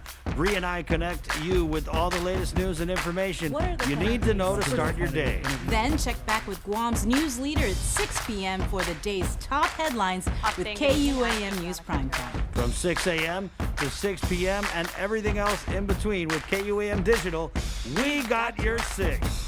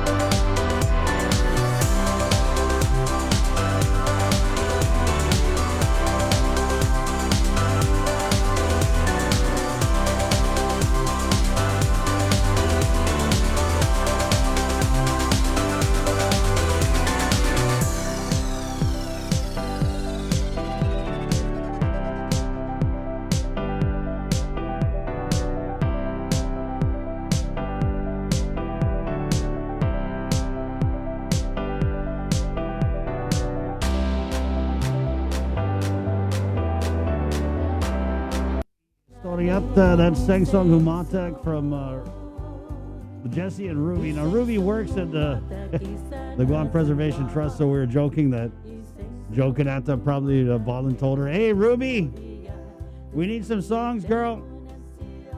When has Ruby Santos ever turned someone down for a music request? Right, yeah. And so this is going to be on tonight, our local music mashup. What we did was put some video, because these are audio, right? Songs are audio, but we wanted to add that extra component for you guys, the visual component, right? And so that's airing tonight in our local music mashup, Jay. Yeah, as soon as we get this, we may even have this. If the guy who shot it, our very own Mike Villagomez, he's working on it feverishly right now, but if we can get that out earlier, we'll put it up on YouTube and Facebook so you guys can share it with your friends in the States and bring a slice of home back to everyone where they're from. Right on. And in the KUAM News Zoom room, we're going to bring on the Government of Guam historian, Malia Ramirez, who, buenas bananas of Dios. Malia, good morning. Gini kuyanda from the rising of the sun, Chris. Gining guaw lukui, dito soon mo na. Pinota, pagunahawan. Let us now in our conversation today. Right on. So, Malia and Jason has popped up your articles that you had written on the Guampedia. But first, I wanted to kind of ask you about this, the Elcano. Is it Elcano, the Spanish vessel that just sailed into Guam? Because there was a lot of different feelings about this. No, Malia, where people were kind of saying, why are we welcoming the Spanish? Other people were saying, colonizer, whether it's American, Japanese, or Spanish. But then there were also people who were saying that this was a chance for forgiveness and to kind of look not just to the past, but to the future, like a shared future, right? So what did you think of all those different dialogues and feelings that were being had over the last week or so regarding this 500th anniversary of the circumnavigation of the globe by Ferdinand Magellan? Well, Chris, thank you for the question. The official name of the ship is Juan Sebastián de Elcano, and he was the one that completed the voyage because Magellan was killed in the Philippines. So he is also credited as the navigator who circumnavigated the globe with the last remaining crew members that I remembered about 17, the original. Remember that when the expedition began in 1519, there were 5 Carracks that left Spain, Cadiz, Spain. By the time they reached the Estrecho de Magallanes, the Straits of Magellan, only 3 ships made it into the Pacific. And those 3 ships arrived here in our islands of Marianas, Guahan, and by the time they returned to Spain, which was nearly or a little bit over 3 years, only 17 and only 1 ship returned to Spain. That is the Victoria that visited Guam. Now, your question about the one called remembrance, commemoration, recalling, and it is a sensitive subject because of what had happened in the 3 days of the encounter between our Sinus, Imansamoro, and Imagbilago, the Spanish crew members, and they were mixed. But history to me, and I've been in history for so long, over 5 decades, history is history. So we go back at the time that this event occurred and try to understand what happened 500 years ago. And in my viewpoint, as an historian for Guam, what I did, because we are Sinus, didn't have a written record. The Spanish did. And so what had happened in the translation there was that the written records prevailed over the oral history. But then how can I, as a Chamorro, go back 500 years to recall this past? And this is in all of my writings. I look at the Chamorro language, the lexicons that are used to describe the event, and still, it didn't change the event. It was a very tragic event. And why do we recall? It's like any other event that has happened in our history of more people in the Marianas. I always think Marianas, it's not just Guam, it's Islas Marianas. We were one under them. We weren't separated. And there's a very deep, profound Chamorro proverb that goes like this, which simply means in the English, the winds of change. Since the arrival of this expedition in 1521.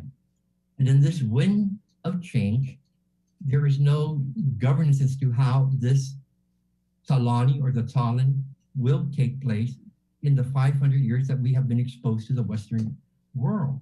And due by the fact of our location here in the Pacific, the Marianas became like the stepping stone between the East and the West. And look how many events that have occurred here on our island, Chris. Not just the tragic events of the Magellan encounter, World War II, and all these other events that really impacted our island, which is, we have to say, is not of our doing. Like the elders of World War II, it is not of their making. But what do we do every year during this event of World War II on liberation? We go back and go back and go back and try to recall, remember, commemorate, celebrate the event as we try to understand it in our perspective as Chamorro people. I know that answers the question. And I can see different groups having, why are we going to recall this event, which is so tragic in their eyes? But there are also other, insights, viewpoints of the event that occurred 500 years ago. You know, Malia, I wanted to ask, and I appreciate your answer, and I wanted to share my own personal thoughts on it. But I first wanted to go back, because this kind of reminded me a little bit of Yokoi. Now, when they discovered Yokoi had been hiding out in the jungle, decades after the war, when I go through some of the old, like the newspaper articles or whatever, I mean, I'm not saying they celebrated Yokoi, but it was a big deal because people were like, "Oh my God, this guy hid out in the jungle for decades." But I'm wondering, and maybe you would probably, as the Guam historian, be in a good position to shed light on. I'm wondering, were there similar feelings with the Chamorro people back then compared to now, where we have some people who are saying, "Oh, why are we doing this for the Spanish? They killed off the Chamorros." Was there ever a conversation like that when Yokoi came out of the jungle, where people were like, why don't we just run him back into the jungle for everything that they did during the war? Well, it's a good thing you asked that question. Chris, in history, if you can understand this, and this is a Chamorro perspective, this is how my parents brought me up to understand all these events.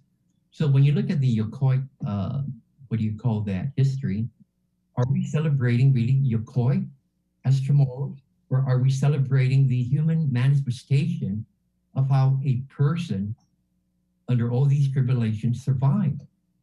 Because we are, after all, humanidad, we are humanity. So when you go back 500 years of Magellan, all right, the first circumnavigation, that is world history. This is all part of it. It's not just a Chamorros, but history of civilization. And I really wish our Chamorros can understand that our historical timelines for here in Guam, Norte Marianas, Northern Marianas, 5, because they have the German administration. But if you look at those timelines of our history as Chamorros, you have to recognize the fact that the Magellan voyage here is world history. It's not just Marianas history and Spain's history. No, it's world history of humanity, endeavoring or whatever in the course of human civilization. Understand this, as well as what had happened in the case of Yokoi, of the resolute and the strive to, understand humanity through the eyes of Yokoi, that he didn't surrender. And and this was done in CNN when Yokoi died, I believe, in 1996. And they had a symbol on your coin, and it was man who didn't surrender. The man who didn't surrender to the wall surrenders to death. And we kind of see ourselves in this, all of us, all right, in this more larger picture of humanity and civilization. And in that way, I can appreciate the spirit of history. Right. So I was in mass last Sunday, the last Sunday, and like I said, I got my own feelings about the Spanish ship coming, but it was so funny, Malia, because I was sitting there in mass and they did like a whole thing. I don't know if you watched the mass on Sunday, but they did this whole like prayer for everybody on the ship, from the admiral down to like the guy who cleans the toilet on this Spanish vessel. And then they did it in Spanish, and then they brought on like a Spanish priest, and then there was this photo opportunity at the end of the mass where they had the delegation from the Spanish vessel go up in front of the whole church and take a picture with the archbishop. But it was funny because I was just sitting there in my own thoughts about what this means, like historically, for this vessel to come back 500 years after coming to Guam. And then it hit me that I was sitting in a house that the Spanish built, the cathedral, right? And, the Catholic faith. So I thought it was kind of, for me, it was just interesting to reconcile whatever feelings I have about the Spanish and the ancient Chamorros while sitting in a place that was made possible because the Spanish came to Guam. So there's always that, for me, it's always interesting to kind of like balance, being pro Chamorro and, celebrating ancient Chamorros, but then also accepting that these colonizers come here and leave us with things that we just carry on for, become part of our culture, right? So I just thought that was interesting. It's a good thing that you brought up that point. But look at the resilience of the Chamorros. You're Chamorro, I'm Chamorro, and after 500 years, we're still here. Isn't that a celebration of us as a people? That we're not demised. Of course, all these things happen, and that's what the Panatagwisan is saying. The elders telling us that no matter what has happened in our islands, the Marianas, who remains? Us. Go back to the World War II, what do you call that? Perspective that you were talking about. And I talk about this all the time, English and in Chamorro, when I talk to the students. And in Mapuigera, when the war ended, Hazi Manyaga, who stayed back from Mahasata Guam to rebuild Guam. Sa Isandalo Americano, the American soldiers went back home. Isandalo Japanese, the Manlala, when you get to know that they went back home. But you, your grandparents, Guau, sinanounced about my mother and father, and their parents, they stayed back and they rebuilt this island and also the Northern Mariana. Always remember that. If anything, is our resilience as Chamorros to suun mo nani isa to navigate our destiny, lalaksi with expediency, and look to the back. I mean, to look to the past, but also to see forward. It's really a very beautiful. Our history is beautiful, and if you read the records, you're right. By the time the missions were established here, could you imagine that we were down to 3,000 people in the entire Mariana Islands in some of the records, which had a population of estimated over 40,000, which I believe is even higher than that. Right. Fine. And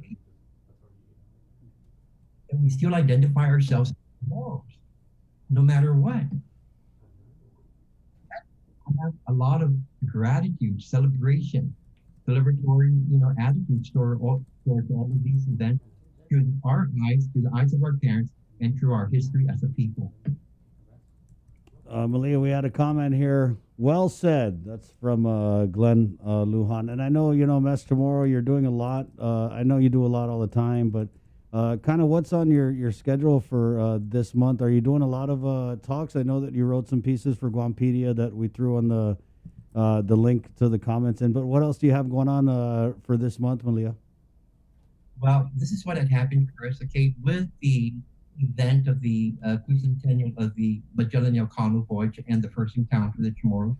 I actually began this, I would say, 5 years ago. I was already going to the school in the Chamorro class. I was telling the teachers, prepare your students to understand this event, no matter what lens you're using. Just let them know about the event. Unfortunately, because of the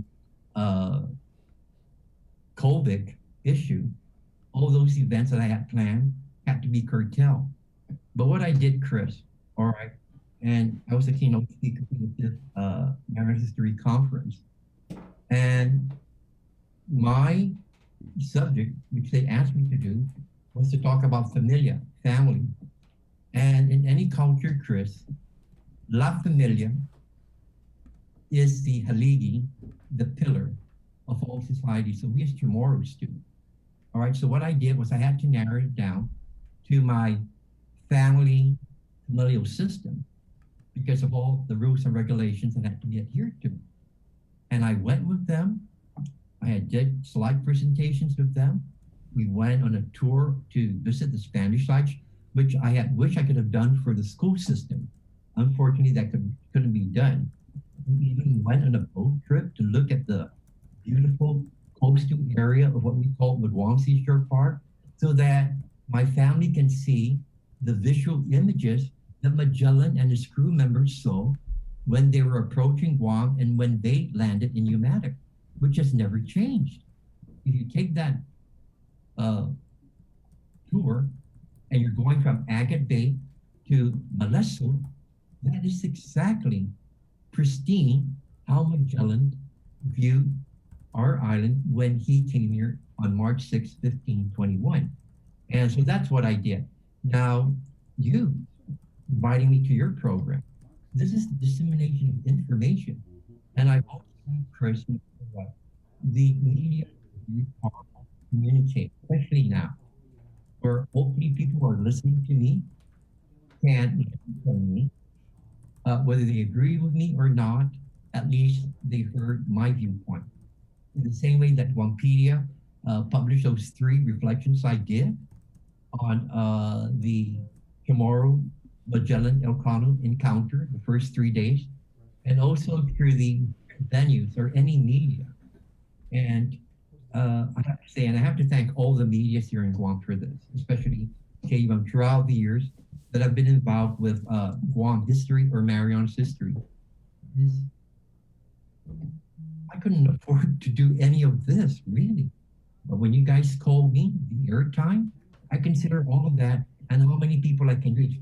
Quanto natauto sinya uhago, gininibosi through my voice. The comprendis ti, Chris, understand this, Chris. I-voice suning, my voice, i-voice imananata. My voice is our elders' voices, because that's how I learned who we are. And I'm just disseminating this information to our people. Malia, thank you. I want to bring you on. I told you I want to bring you on. Maybe next week we can cover a different subject just for Mr. Moore. So I'll be in touch. But thank you again so much for your time, Malia. Wow, that was awesome. Thank you so much for the time you've given me. Of course. And KUAM, the organization. Okay, Malia. We'll see you next week. I'll call you. Okay, bye-bye. That's pretty deep. You know what he said about all the people who have come, because we're sitting pretty in the spot that we're at, and you know it's attractive to empires because we're kind of like that footprint in between a lot of places. So I like what he said about no matter who came and you know tried to kill us off, guess what, we're still here. If anything, we're still standing. Try harder, but don't. Oh, what's up, Sabrina? Nothing. You know, before we let everybody go, I just wanted to remind people to make sure to check out again our special edition of Local Music Mashup at 6:30 p.m. with Vic.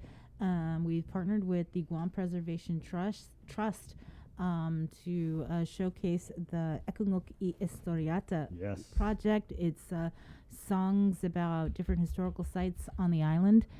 Again, it was a CD, so we sent Mike Villagomez, our production manager, out, and he went and got the video to go along with a lot of these songs. And so tonight, again at 6:30 on TV8, we'll be debuting that program. So please, it's going to be great. Yeah. And all the music, vocals, written, produced by Jesse and Ruby. And we'll probably, I mean, I don't know, a little bird told me that we might have some of those videos on tomorrow's show just to share with you guys. But a cool way for KUAM to level this great effort by the Guam Preservation Trust. Level it up. Yep. And that was, I just want to make sure everybody's credited for their participation. That was in partnership with GDOE's Chamorro Studies and Special Projects Division, PBS Guam, the National Trust for Historic Preservation, Richard and Julia Mo family, Humanities Guahan, the National Endowment for the Humanities, GITA, as well as Sabaki Tower and Guam Regional Medical City.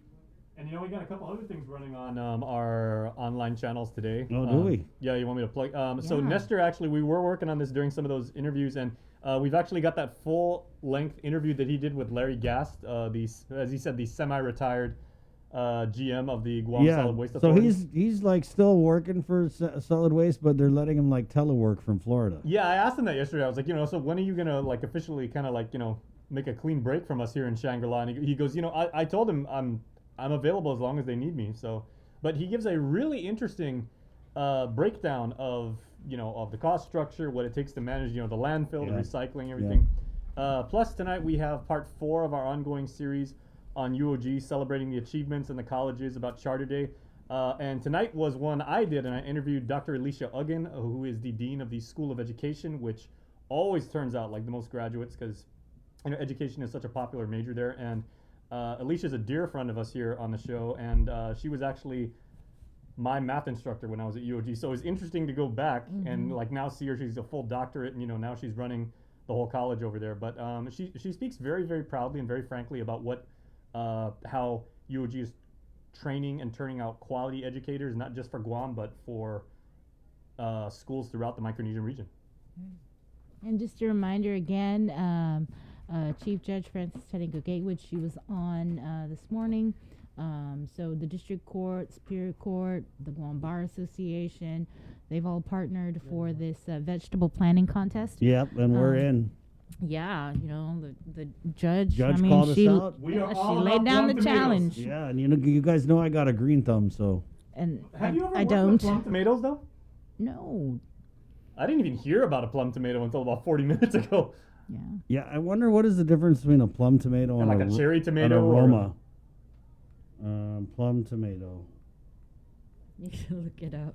Just real quick. Because plums are kind of wrinkled, right? Right, but people can pick up. Yeah, when they're dry, Jay. Right, this is open to all elementary, middle, and high school students. So it's March 6th. That's this Saturday, 9 a.m. to 12 p.m. to pick up the seedlings and at the Agani Heights Mayor's office, right? Right, and there's only 400 available for this particular competition. That's the plum tomato, guys. Whoa, wait. Well, hold that up wow, that's nice. Yeah. They're like a little bit bigger than the grape tomatoes. I'm a tomato guy. Oh, wow. Yeah. Well, no, those are big, man. Yeah, so we're going to be growing some plum tomatoes. Yeah. Judge Gatewood's already like, yeah, I'm going to win this. She's going to like, yeah, she is. She's going to get her husband. She said her husband's a gardener. Okay, so yeah, bring it on, District Court. And I can just see her because we've interviewed and we've had such a positive relationship with her honor over the years, and she's going to be, well, it was a fun and spirited competition, and I thank KUM for participating. Who is that chief? Who is that chief? She's great. That was fun. So yeah, you guys are up for the challenge, right? Yeah. Yeah, bring it, dude. What else can we grow in 3 months? I don't know.